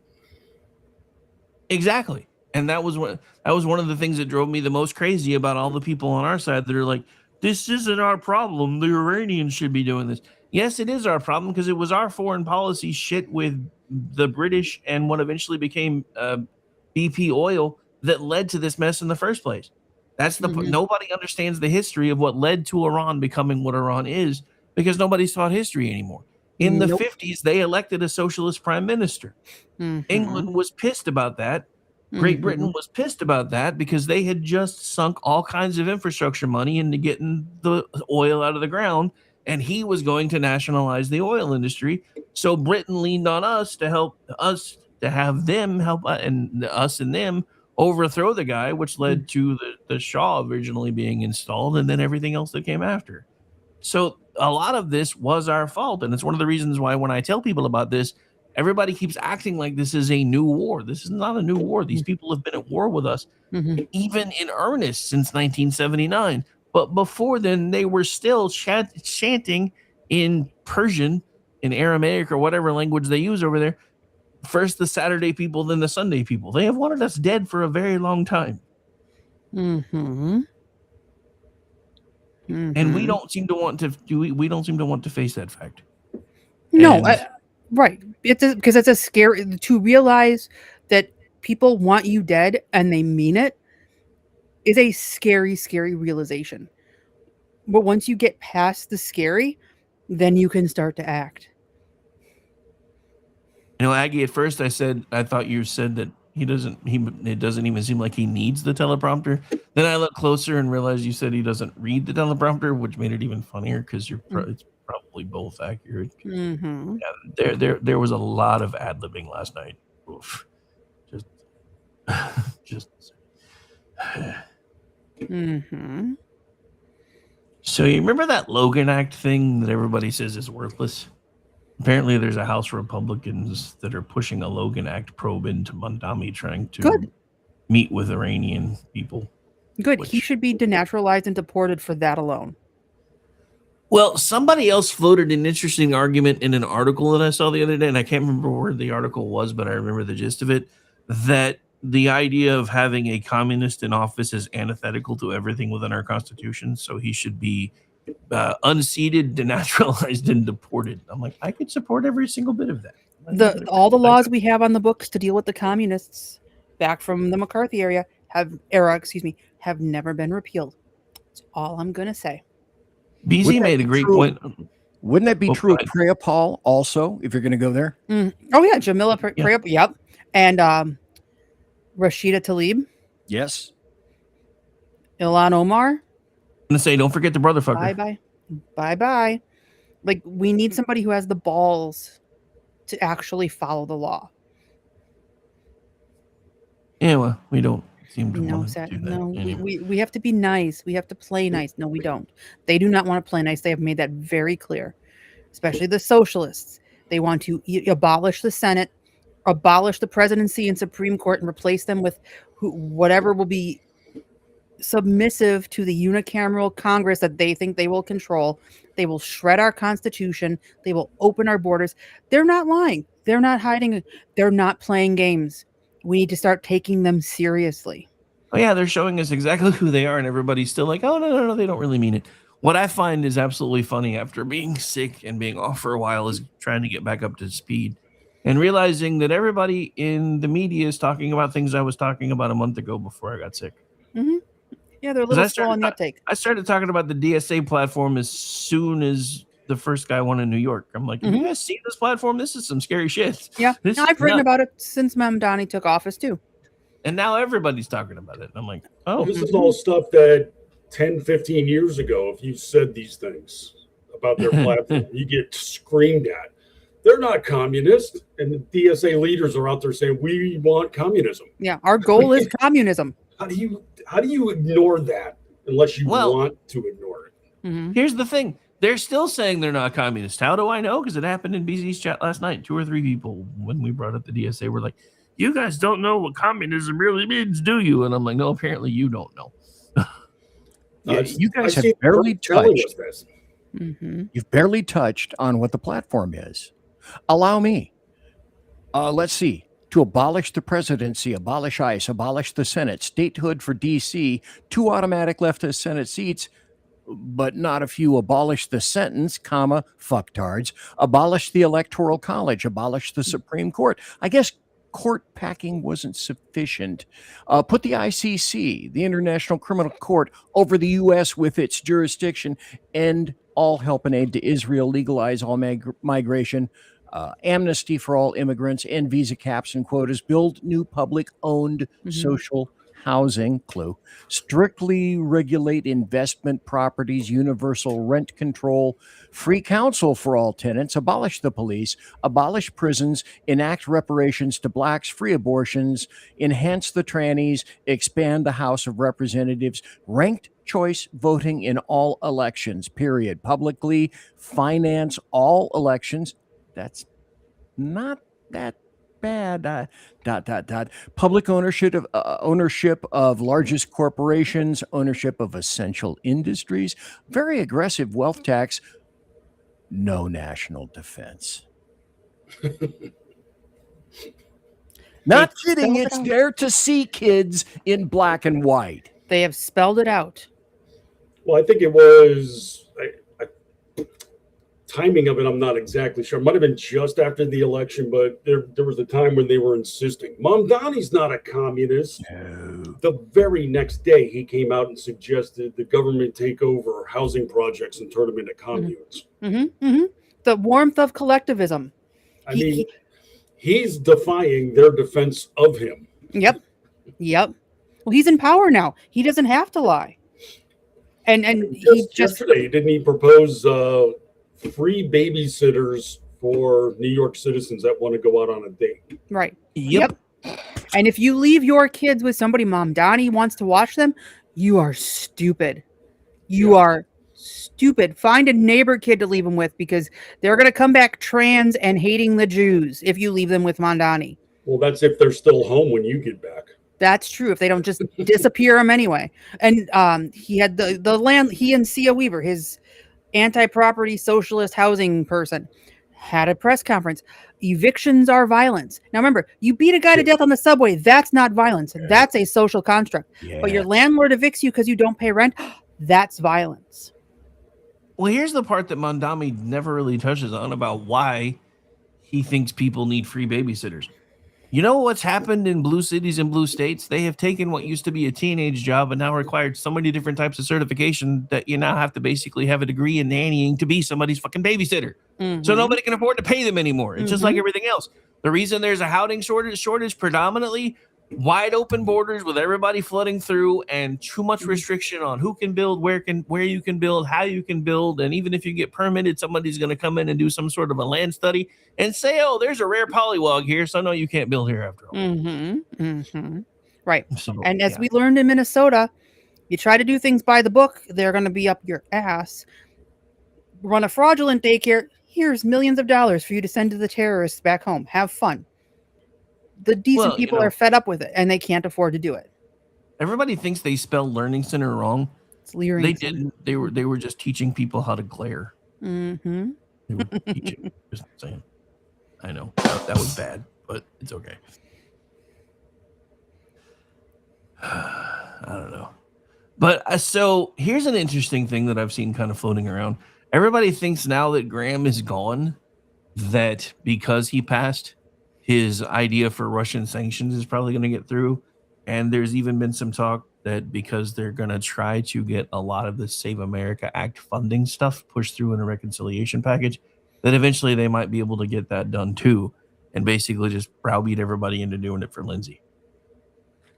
If they have to physically beat people to do it, fine, like get it passed. Well, was it something JD Vance said that ticked me off too? Well, it wouldn't impact the midterms. Okay, so we shouldn't do it because it might not impact them, like change things for the midterms. What about 2028, 2030? Like there's a future out there, right? Well, and that's the thing that's always been different between the socialist crowd and the conservative crowd, because, and I've been saying this now for a long time. You guys realize how long it took for them to get a progressive income tax again? After the Civil War, we got rid of it. The Democrats kept coming back every 2 years until 1913, 1914, from the end of the Civil War until then. And then the Republicans thought they were going to be smart and say, well, we'll leave it up to the people. And then the Democrats did the same line that they still use today. You don't have to worry about this because it's a 2% tax on the top 1% of America, so it's not even going to bother you. So they got to, everybody started looking at the rich people going, ha, we're going to finally get them. And then there was enough of a vote to get it passed as a constitutional amendment, which is why we are now stuck with an income tax. I still, even though this is not juxtaposition, I'm going to put this out there. I still feel like that was a valid, I keep wanting to say Mamdani, but Mandela effect, because I remember when I first started doing this show, I had researched it and other people had even shown proof that income tax was unconstitutional. So at some point, something changed, because I even remember telling people that income tax was technically unconstitutional, and I had researched it and found the information. I can't find it anywhere now, though, because of that damn amendment. They got to you. So, yeah, something happened. Something happened. But, yeah, no. So, yeah. And the problem is they still use that today. Well, it's not really going to affect you. And then Joe Biden's like, our taxes are only going to impact people that are making $400,000 a year or more. Unless you sell something on Venmo or someplace for $600 or more, then we're going to come find you. Right. Really? So you're going to tax me on something I already bought because I sold it? That's really? Okay, whatever. But yeah, we're the authoritarian ones. Yeah. I said this on BZ's show last night. I just wanted to be left alone. I had never had any inclination to do what I do for a living now. None. I just wanted to be left alone. And then I watched a business that I loved, that I poured blood, sweat, and tears into, crumble overnight because of Barack Hussein Obama. And I started getting politically involved and politically motivated, and the rest is history. I never wanted to do this. You can ask people when I first started doing this, when they would meet me in person. They were like, you are so much more boisterous on the radio and on broadcast than you are when we see you in person. I used to be an introvert. And the funny thing is, because of the work field that I went into, once I got out of security, there were 3 different times that I took a test that said whether you were an introvert, an extrovert, or some part in between. Every time I changed companies, I took the same test. When I first started working for Convergys, I was an introvert. When I went to work for Southwest Airlines, I was an introvert with some extroverted tendencies. By the time I took the same test when I went to work for OU, I was an extrovert with a side of introvert. Because I just got used to telling people how I felt and what I thought, and it didn't bother me anymore. And I still think that's probably part of the reason why I got divorced the second time. I have always been a wilting introvert. Really? Somehow I'm not buying that. Yeah, I'm feeling like I should have put my boots on before I came into the studio right now. Get a little deep in here. All right, so I know Amy's on a clock today, so we should probably start wrapping things up, because she's wanting to probably get there early. Oh, I got a little bit of time yet, but yeah, I'm going, like I said, I'm going to go see the Odyssey. Lucky you, said sarcastically. Glad it's not me. I'm surprised Brad isn't doing it. I was like, wait, you're reviewing it for Town Hall? Oh, I figured they would have roped Brad into doing it. I want to hear it, Amy. You will hear it. I promise you, I'm trying to go into it and to be. I don't know how successful I'm going to be, but I am going to try. I want to believe. I got too much apathy about this movie. I mean, it's like everybody's all worked up about it, and I can't give a damn. It's well, a year ago, if you had told me Nolan and the Odyssey, I would have been there. And the only reason I didn't buy a ticket a year ago is because I know me and I know my life, and something's going to go tits up if I plan that far ahead. So, but the whole thing has just gotten progressively, no pun intended, worse as we've gotten closer to the release date. And now it's kind of like I'm going to see the train wreck. Interstellar, great. Dunkirk, great. Enjoyed them both. Mm-hmm. Mm-hmm. Yeah. The Dark Knight is one of my favorite movies of all time. Yeah, I mean, it was good. But yeah, I just was that Heath Ledger? Yes, that was Heath Ledger's Joker. He won an Oscar posthumously for that. Yeah. Well, I just love how all the arguments that are against it, they automatically gets labeled as MAGA. You can't handle a black woman in the role of Athena. It's like, well, no, I can't handle the fact that in the written work they describe her as fair-skinned, blonde. I mean, it's just you're defying the source material. It's not a MAGA DEI argument. I can even get past the color thing. What I can't get past is this supposedly being the face that launched 1,000 ships, and it looks like Whoopi Goldberg had a baby. And I'm sorry, I'm sorry. I just can't buy Elliot Page as a warrior. I'd forgotten about that. Oh my God! Did you? They keep getting copyright struck, but did you see the footage of her running in the armor from the movie? It is so bad. 5'5" tranny troll. Nothing says warrior like that. Right. I look at that kind of stuff and it's just like there's no way I'm going to spend 3 hours watching something I have no care for. Yeah, right now. I'm not against or for it, and the one thing that's always cracked me up though, and this goes back to my days of being a movie reviewer. That's where I cut my teeth. There's always a complaint when you come out critical against some of the releases. Who the hell's this guy? He's never made movies. He's a son of a bitch. The exact same studio, if I gave it a rave review, would put 5 stars next to my name on their movie poster. Same guy who doesn't know anything about movies. And now they're saying, you can't complain about a movie you haven't seen. You have to go watch it first. It's like, well, you can't complain about cops if you haven't been a cop. That's compulsory viewing for one. And two, you're not bitching about the people that are raving about the movie who haven't seen it. And that's where the hypocrisy all comes. If you're, pimping them properly, it's all good. Right. But if you criticize it, no, you have to sit and watch it first. It's like, well, the whole point of criticizing is so I don't spend my money on your product. Now you're mandating it. It doesn't quite work that way. Right. And I've touched on this point before, but a warrior story about a man who comes home to his family, that is from one of the foundational texts of Western literature.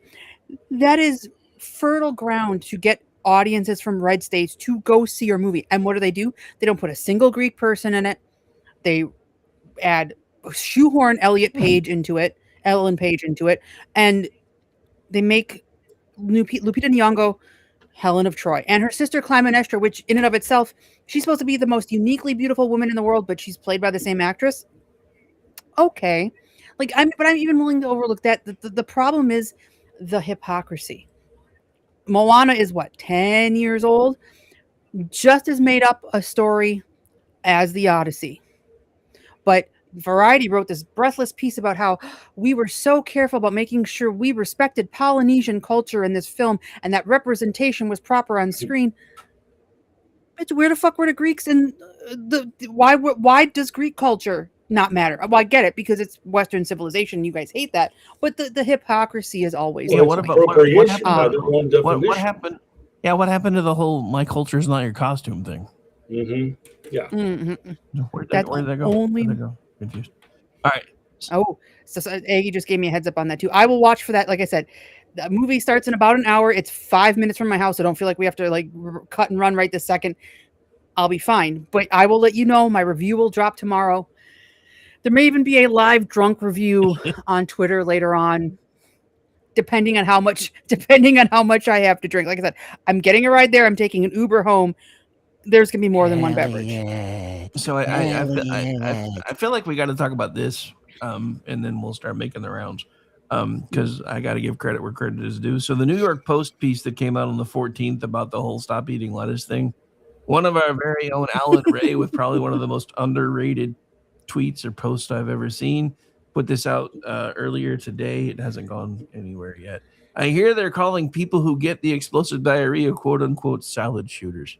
That is an underrated post. Underrated post. I'm gonna go find that one now and just repost it. Underrated post. That's awesome. But yeah, I think it's kind of interesting though, and I wonder if it's some form of eco-terrorism again, because now that we're trying to eat healthier in America, we've got a guy like Bobby Kennedy who's like, yeah, you need to eat more vegetables, you need to do this, you need to do that. Now all of a sudden lettuce is trying to kill us again. I will say this, my Oreos have never tried to kill me before. Neither has rum, so well, at least you didn't get the salad bag with the frog in it. Yeah, I just. Oh, but frogs are cute. I mean, dead. The other thing is when this first broke and everybody's like, it's all Taco Bell's fault. Look, if you're eating a Taco Bell and you don't expect to not need a colonic afterwards, you probably shouldn't be eating a Taco Bell. It is the colonic. It is the colonic. That's where I go for all my health food. I mean, well, yeah. Well, first of all, how many things that you can get from Taco Bell actually have lettuce in them? I think there's like 4. Not only that, but their I don't know. I don't eat it. Beef is freeze dried. Comes in a bag. Yeah. Well, yeah. I mean, a lot of fast food's gone that way. Hell, I remember years ago when everybody was starting to do like the Applebee's thing and the Chili's thing, and everybody was like, "Oh, this is so awesome!" And then it all got turned over to Cisco, and it's all just basically eat and eat, and everybody's like, "Yeah, it's disgusting." Yeah, when I was at Budweiser serving their draft lines, I had to move a bag of something that was on a keg, and I was like, "What is this?" Like tiny brown pellets. It was almost like sand, and then I flipped the bag over. Taco beef. Sand? Really? Okay. Sand? Oh, when it's dehydrated, yeah. That absolutely makes sense. Look like mulch. No, that's appetizing. Jesu Christi. Jesus wept. Yes, exactly. So I guess I'm going to circle back around to this for a second, because even though the speech was not very good last night, he did make some very key points, and I am a firm believer now that, especially now that Nancy Pelosi was caught on video not once but twice saying that what happened on January 6th was basically her fault.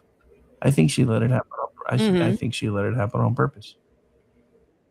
Oh, I've come around to the FBI was behind that bullshit. Oh, so did I. Like as soon as and I talked about this earlier, because everybody's like, they should go after Jack Smith for perjury. They can't, because they didn't ask him the right question.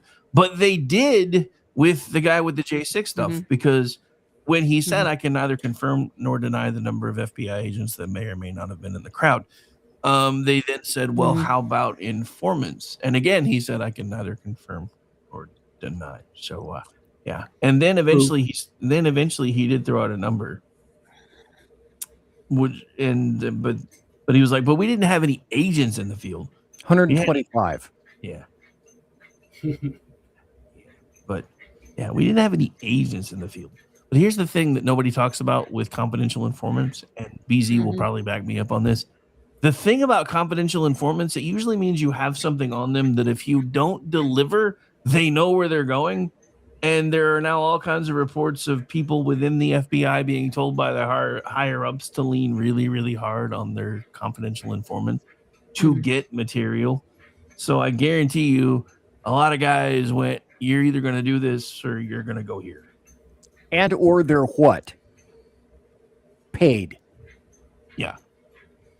Well, yeah, like we found out with what was it? Southern Poverty Law Center, who were paying white supremacists to generate hate. But it was it was so they could do investigative journalism against the hate. But yeah, you're paying the white supremacists. What did you think was going to happen? Ray Epps video fomenting. Ray Epps, almost zero consequences. I can't understand why.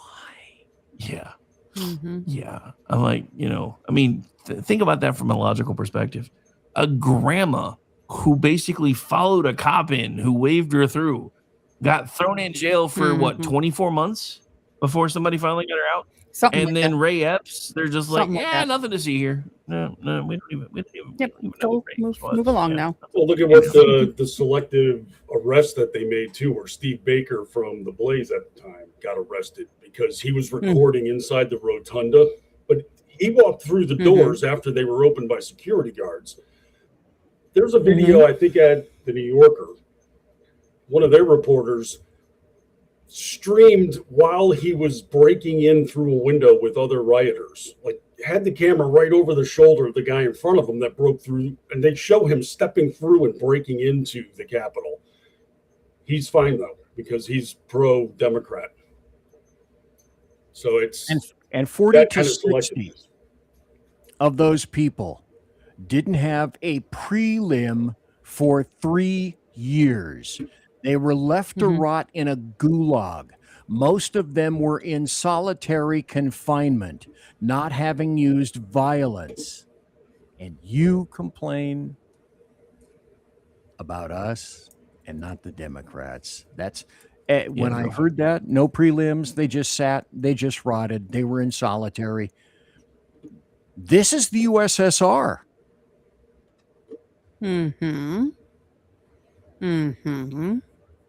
Yes, it is. Yes, it is. And I'm circling back a little bit to the whole socialist conversation we had earlier. When they say they want to abolish prison, they mean for criminals. They don't mean for you. I wrote about Angela Davis, who is the mother of the abolish prison movement, a left-wing terrorist who bought a shotgun that was later strapped to the head of a judge who died because her left-wing comrades took over his courtroom to get someone's brother free. When she was asked by communist detractors to help get them out of prison, she said, nope, they deserve to be there. They're not abolishing prisons for everyone. They're abolishing prisons for their friends. All right, so one last story, and then we'll start everybody tells their favorite thing they've either written about or talked about this week. Is this one, and this again is very telling. 100 Democrats voted against funding Israel yesterday. 100. Not just, not sending them, weapons. The funding that they tried to take away was even the funding for their Iron Dome, which means if they don't have that, Israel's gone. Which is what they want. Hey, idiots, do you know where our intelligence comes from in the Middle East? From Israel. Yeah, I'm sure it comes from Oman, right? Right. Or Syria. Syria's been great about giving us information. Well, according to J.D. Vance, Qatar's awesome. Sure. Sure. Yeah. Right. I would like to remind our friends that there was just a cruise that left Athens on July 5th that was barred from stopping in both Turkey and Egypt because it was a gay cruise. I had so much fun covering that story. Oh, that was so much. I covered that too. I love how that was. Because I think I mentioned that. Yeah, they blamed it on Trump because he's allowed this homophobia to be emboldened in the world. No, they're Muslim countries. They pretty much hate you, and they've hated you for 1,400 years, and they're going to hate you long after Trump is gone. Like I said before, I went to Egypt. When we booked our flights on Delta and we put our passports in, it said, Egypt will not allow you to enter the country if you have a transgender, non-binary gender marker on your passport. So make sure your passport says you were either a man or a woman. Yeah. But the one place they could have gone and had a great time was the one place that recognizes pride. And that was Tel Aviv. I noticed they didn't. They did, because Israel's terrible. But yeah, the funny thing is, you can yell free Palestine all you want from America. If you're gay and you try to yell it in an Islamic country, it's free Palestine. Splat. Flat. You're Mhm. free fall to speak that way.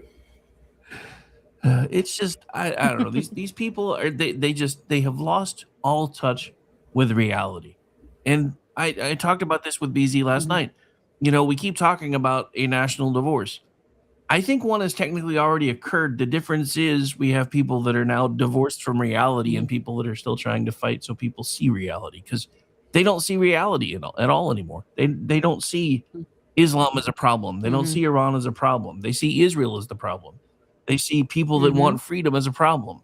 And the DSA is flat out Mhm. telling you that those of us that want freedom are the problem, and they're trying to revamp everything about the country to make sure that we can't do that. And you're right.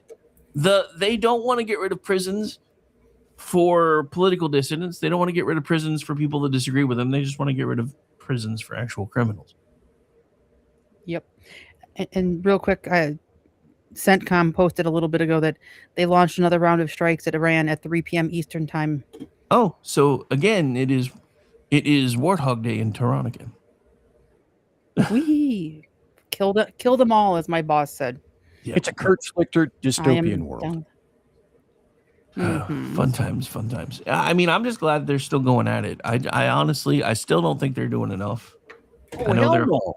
No, I don't think they are either. But fraction. But I also, again, understand why they are doing what they're doing in the fashion that they're doing it. And I've tried to explain this before. We have built a world ever since World War II where we have to fight with one hand on the trigger and the other hand on the scales of the world economy that we rebuilt and tied together to try to keep from ever having a World War III, which is why everything since the Korean War has been either fought to a standstill or withdrawal. The problem is, and we ran into this with Japan, is when you have people who ideologically will not give up until they've either killed you or you've killed them, that none of the logic stuff matters. And I think that's why Trump finally admitted late last week, these people are knucking futs. I mean, he didn't say it exactly that way, but he might as well have. Because everybody's like, well, up until 5 minutes ago, you were saying they were awesome and that you felt like you could work with them. And he's like, yeah, I got to know them. They're nuts. And he's not wrong. They're insane. They want the thing they call a caliphate is basically bathing the entire world with blood so their version of the Messiah can come back. That's what they want. Easiest way for them to do that? Nuclear weapons. That's why they keep saying we don't really want nuclear weapons. But if they didn't, they wouldn't be enriching past a certain point, because you don't need the same amount of enrichment to use it for energy as you do everything else. But anyway, we should probably start wrapping up. So we'll let Amy go first, so that way I know for sure she makes it to the movie on time. What's your favorite story this week? Okay, you're going to indulge me for a second here because this is all stuff that broke today from Wisconsin. Earlier in the week, Sarah Rodriguez, who is the current lieutenant governor, announced that she had fired her campaign manager because of misrepresentation or misreporting on campaign's finance reports, the last round of which were due on the 15th. Turns out Sarah Rodriguez's campaign is pretty much broke. And for 6 months, Sarah Rodriguez, who wanted to be our governor, didn't know this. Despite that, she held a press conference on Monday, said, no, this is what leadership looks like. I'm not dropping out of the race. 9:47 a.m. this morning, she announced she was, in fact, dropping out of the race. And with her, yes, I know. Wait. It gets even better. The front runners in the Democratic primary right now are Francesca Hong, the Democratic Socialist, Kelda Royce, who's a Madison radical who nobody in Wisconsin even seems to know, Mandela Barnes, who was Governor Tony Evers' first lieutenant governor when he won back in 2018, a guy whose name, I don't even know, his last name is Brennan. I don't even know what his first name is. That's how unimpressive his campaign is. He's electable according to a conservative that I follow here in Wisconsin, but he's a white guy, so the Democrats aren't going to touch him. And then the last nominee was Milwaukee County Executive David Crowley. Crowley dropped out last week, endorsed Sarah Rodriguez, who dropped out today. The Wisconsin Democrats are running around with their hair on fire because they know Francesca Hong, who only has about $1 million in her campaign, give or take. Like, she doesn't have a lot of campaign money, let's put it that way, is the front runner. They know she will not beat Tom Tiffany in the general election. They want to get her out. So now the Democrats are trying to get David Crowley, the Milwaukee County executive, to get back into the race and get Tony Evers to endorse him. Tony Evers did not endorse his former Lieutenant Governor Mandela Barnes or his current Lieutenant Governor Sarah Rodriguez because he hates them. He hates both of them.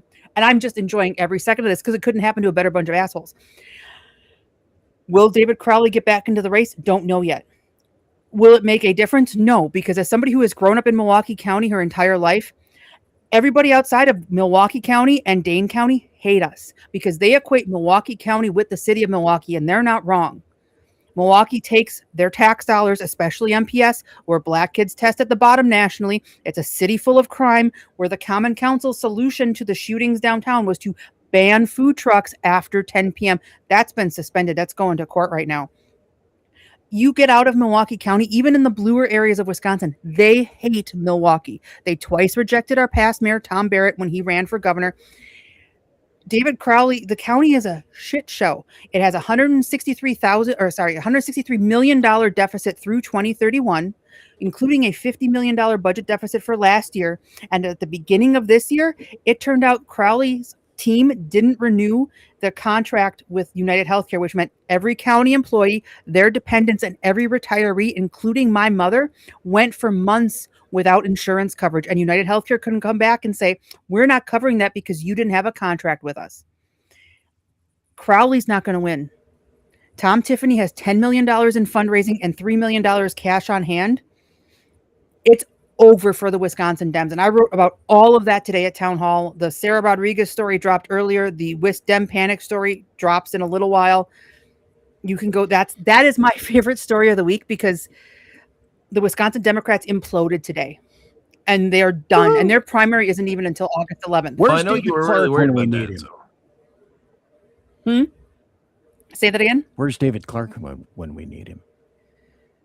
He moved out west because he's smart. Good man. And believe me, I voted for him whenever he was on the ballot as sheriff. I crossed over and voted on the Democrat side because he always ran as a Democrat. Toying with the idea of crossing over and voting the Democrat primary on the 11th just to make sure that Francesca Hong gets dragged across that line so she gets her ass kicked by Tom Tiffany in the general because she will lose. Internal polls show both of the frontrunners losing to Tiffany. I'm just loving the fact That's that where I'm at. a candidate was unaware that they were out of money and then turns around and says, this is what leadership looks like. Mm-hmm. Well, she was very clear at the beginning of her campaign. If she won, she was going to write the state's biennial budget behind a curtain. Yeah. And she was another one of those, I'm going to, block ICE from operating state. Whatever her plan was for immigration, it was so bad that Tony Evers even came out and said, I probably wouldn't do that. And Tony Evers is the guy that gave us the phrase inseminated persons. So California's Nick Shirley law. I feel like this is your state's version of Kamala Harris, blew through over $1 billion in a campaign. Didn't even realize she done it. Well, she apparently owes a lot to vendors. She says she was making $1 million ad buy. She didn't even have $1 million in the campaign covers, and she never looked at her campaign funds for 6 months. Oof. Yeah, that's leadership. It's bad. It's That's bad. leadership, folks. It's bad, and I am enjoying every minute. I am going to eat that popcorn tonight and laugh at the Nice. wisdom. While you're But thank you so drinking much and for having regretting me. your life choices for signing up to review this movie for Town Hall. Anyway, all right, Brad, what do you got for us, sir? Because if I know you probably got to finish another podcast. Let's see. I don't know. I got a couple places I can go. Well, first off, there was Nina Totenberg, when she had that massive screw up over at NPR a couple weeks ago. I was researching something else and came across no fewer than half a dozen other corrections that NPR has had to issue for her for the last couple of weeks. That was amusing. But my big one, I guess, would be that the Democrats are once again trying to make an appeal to men because they still haven't figured out how to appeal to men, apparently. And Well, yeah. I mean, it's hard to appeal to masculinity when everybody on your side keeps putting trannies in leading roles. Well, they had this big piece in the Atlantic about this, and they highlighted like 3 or 4 manly men that are running on the campaign trail. Sound like legitimate guys. One's a cop, one's a former Army Ranger, stuff like this. But they treat these guys like anomalies. It's like, no, we got a couple. We can go find some. And even the reporter at the Atlantic had to admit that they didn't really hone in on what it takes to be a guy, because he says, I got a call from a party operative who pitched the story on Democrats' effort to win back the manosphere right there when you're using that kind of language. You have no clue what you're talking about. But he says No. he goes through a list of like half a dozen candidates, and they say that these guys are all engaging culturally in male spaces. No man actually, like no real man actually talks like that. If you say those kind of words when you're in like a bourbon bar, you're either going to get thrown on your ass on the sidewalk or you're going to be sitting in a corner by yourself sipping on a mango seltzer. Manosphere. That's another Shirley Temple, please. Yeah, fun times. Do you have something that doesn't tickle my nose so much? Because I'm doing a piece on manhood. Yeah, I think the funniest thing that has emerged from me with this whole Odyssey story was the transgender leading male actor being focused or being featured on sports magazines about masculinity. Yes. Men's Like, health. Men's with health, Elliot really? Page in the workout program. Last I checked, nobody without a prostate should be talking about men's health. Right. Well, she said that the cis heteronormative gender binary is a social construct, and her proof of this is bonobo monkeys. So sure, the gender binary isn't real, says the person who insists I call her a man. Yeah, not happening. No. All right, BZ, what do you got for us? Well, this is really funny. I put this into the category of, hey, you did this shit to yourself. I lived in the forest in the Sierra Nevada mountains for 28 years in Ontario, who loves everyone. We love the environment. We love everything, is starting all of the wildfires that are blowing everything because they, like all the people in the rest of California, have refused to, let's see, one, controlled burns, not going to do it. Forest thinning and pruning, nope, not going to do it. Timber harvesting, no, wouldn't think of it. Replanting and regeneration, no, not going to happen. So all the things that they didn't want to happen are happening. Okay, so say goodbye to fucking millions and millions of little animals. Say goodbye to hundreds of thousands of mammals. Say goodbye to your air as all those wildfires are spewing geometric metric tons of smoke into the air. All you leftists in California and Ontario, fuck you. How about that? You should really start telling people how you actually feel. I know. I'm just a wilted introvert. Thank you. You need to take a different test. Right? Yeah, I don't think your test was accurate, my friend. All right, so my favorite story is one I actually haven't written about yet, but I probably will put it out as a Rick's rant sometime over the weekend, because the lovely little quaint, picturesque small town that I live just a couple miles south of has been featured all over Oklahoma news this week, because after a new person got elected to city council, they did everything they could to try to deal with all kinds of irregularities inside of the city council, and were still involved and threatened and everything else. So they eventually brought in Cindy Bird to do an audit. And they have discovered that in the last 4 years, which is the only records they had access to, that in a town with less than 700 people, a total of $2.25 million is now unaccounted for and believed to have been used by the tiny little town's clerk to do things like pay their mortgage, take their dog to the vet, so many other different things. And I just want to point out, this is happening in a Republican state. So the idea that fraud gives a damn about the letter behind your name is bullshit. We just need to get serious about dealing with the fraud, realizing that, just as I pointed out earlier today, the fraud is endemic in our system. The cheating is endemic in our system. Hell, politics as a whole, for pretty much the entirety of its existence, cheating has been a feature, not a bug. So if we're going to finally do something about it, we need to come to terms with that and actually do something about it. And then we need to clean up all the fraud, because that means state money is being abused, federal money is being abused, local money is being abused, and everybody wonders why we can't afford anything anymore. I've said this before. If they would start the process of clawing back even the stuff that they've been able to find so far from our federal government, and just kept clawing back everything that they've been able to find through fraud, within the next 3 to 5 years, we probably wouldn't have a national debt anymore, much less a national deficit. It's insane the amount of fraud that has been found just when we just barely started looking. We've scratched the surface and found millions and millions and billions of dollars worth of fraud, to the point where we're now, in the words of politicians, starting to talk about what they consider serious money, because to them, millions of dollars isn't serious money. But they will tell you, once you can scrape together $1 billion or so, now we're talking money. Now we're talking about billions of dollars worth of fraud nationwide. And again, well, the Democrats aren't even serious about this, because Nick Shirley was just on the Hill and they were barking at him that he's only investigating this stuff to get clicks. He's finding hundreds of millions of dollars of fraud in one city at a time. That's severe. No, you just want traffic on your website. And then the other one that I may or may not write a piece about, their Persistence put out a post today about an area, I believe it was, I know he said Pennsylvania, but I didn't see exactly where they found a homeless shelter that had 500 registered voters, only has 100 beds. Right. Well, people can use that as an address. No, not when they're not staying there.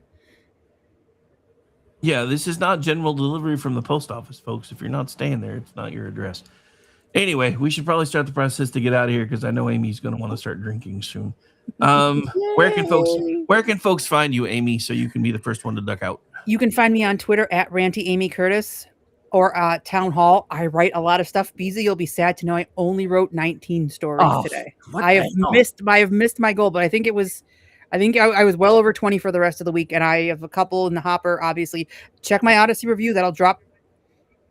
It'll publish tomorrow morning. I'm going to try to write it tonight. Depends on how sober I am. And then I have some stuff sitting in the hopper for Sunday as well. But check it out. And then thank you guys for having me. It's always so much fun. I will let you know how the Odyssey goes. I'm going to hop off so I can get to the theater. Bye, everybody. All right. Remember, at Ranty Amy Curtis on X, and go find your book on Amazon. Oh, yes, my book. Yes, Gaslight by Amy Curtis. Please buy my book. And if you know somebody who does a publishing, send them my way, because I've got more ideas I'd love to talk about and I'd love to get an advance on. Bye, everybody. All right. Bye, everybody. Ciao. All right. And bye to Amy. Brad, where can folks find you? I am daily over at townhall.com with my media column. Also pretty much daily at Red State, and I've got a podcast there called Liable Sources as well. And right here at KLRN. Thursday nights, I'm doing entertainment shows, either with Paul Young and or Orty, our resident Amish individual. And Tuesday evenings with Aggie Reekin at 8:30 on the Cocktail Lounge, our fun news item. And also go over to Jitter, where I harass journalists on the regular. My handle there is at Martini Shark. All right, and thank you for joining us today, Brad. I'm going to move you off stage so you can go do whatever you've got going on next. And BZ, where can folks find you, my friend? I am BZ, your conservative Sherpa, guiding you through the maelstrom of Democrat, leftist, globalist lies, deceit, and betrayal. I feature bombastic shenanigans on Tuesday and Thursday nights, 8 p.m. Pacific, 10 p.m. Central, 11 p.m. Eastern on the SHR Media Network, and also right here, friends, right here on KLRN, courtesy of Rowdy Rick Robinson. Thank you, sir. You can't see me, but I'm saluting. Salute! Yeah, you and your floating head of doom. All right, ladies and gentlemen, that is going to do it for this particular episode of the Weekend News Roundup. I want to thank everybody who's taken the time to hang out with us today. Looks like between the two shows, we got pretty close to 300, which for midday isn't terrible. So thank you very much for that. My final thought for the day is the ironic fact that everybody's favorite ballad fairy probably sounded a lot like this after all. You've been here 4 hours. You're gone now. My name is Rick Robinson. This has been the Weekend News Roundup, live right here on KLRNradio.com and featured on Digital Beacon US News. I'll be back later tonight with the lovely Aggie Reekin, who's been hanging out in our chat, but she's now having to go by Aggie the Barkeep because somebody jacked her damn account and Eggs won't help her get it back. That's a crime against humanity, y'all. That is a crime against humanity. I'll be back later tonight, 8:30 p.m. Eastern, with the lovely Aggie on He Said, She Said. Not sure what we're talking about yet, but once I go charge my phone, we'll go find out. Bye, everybody.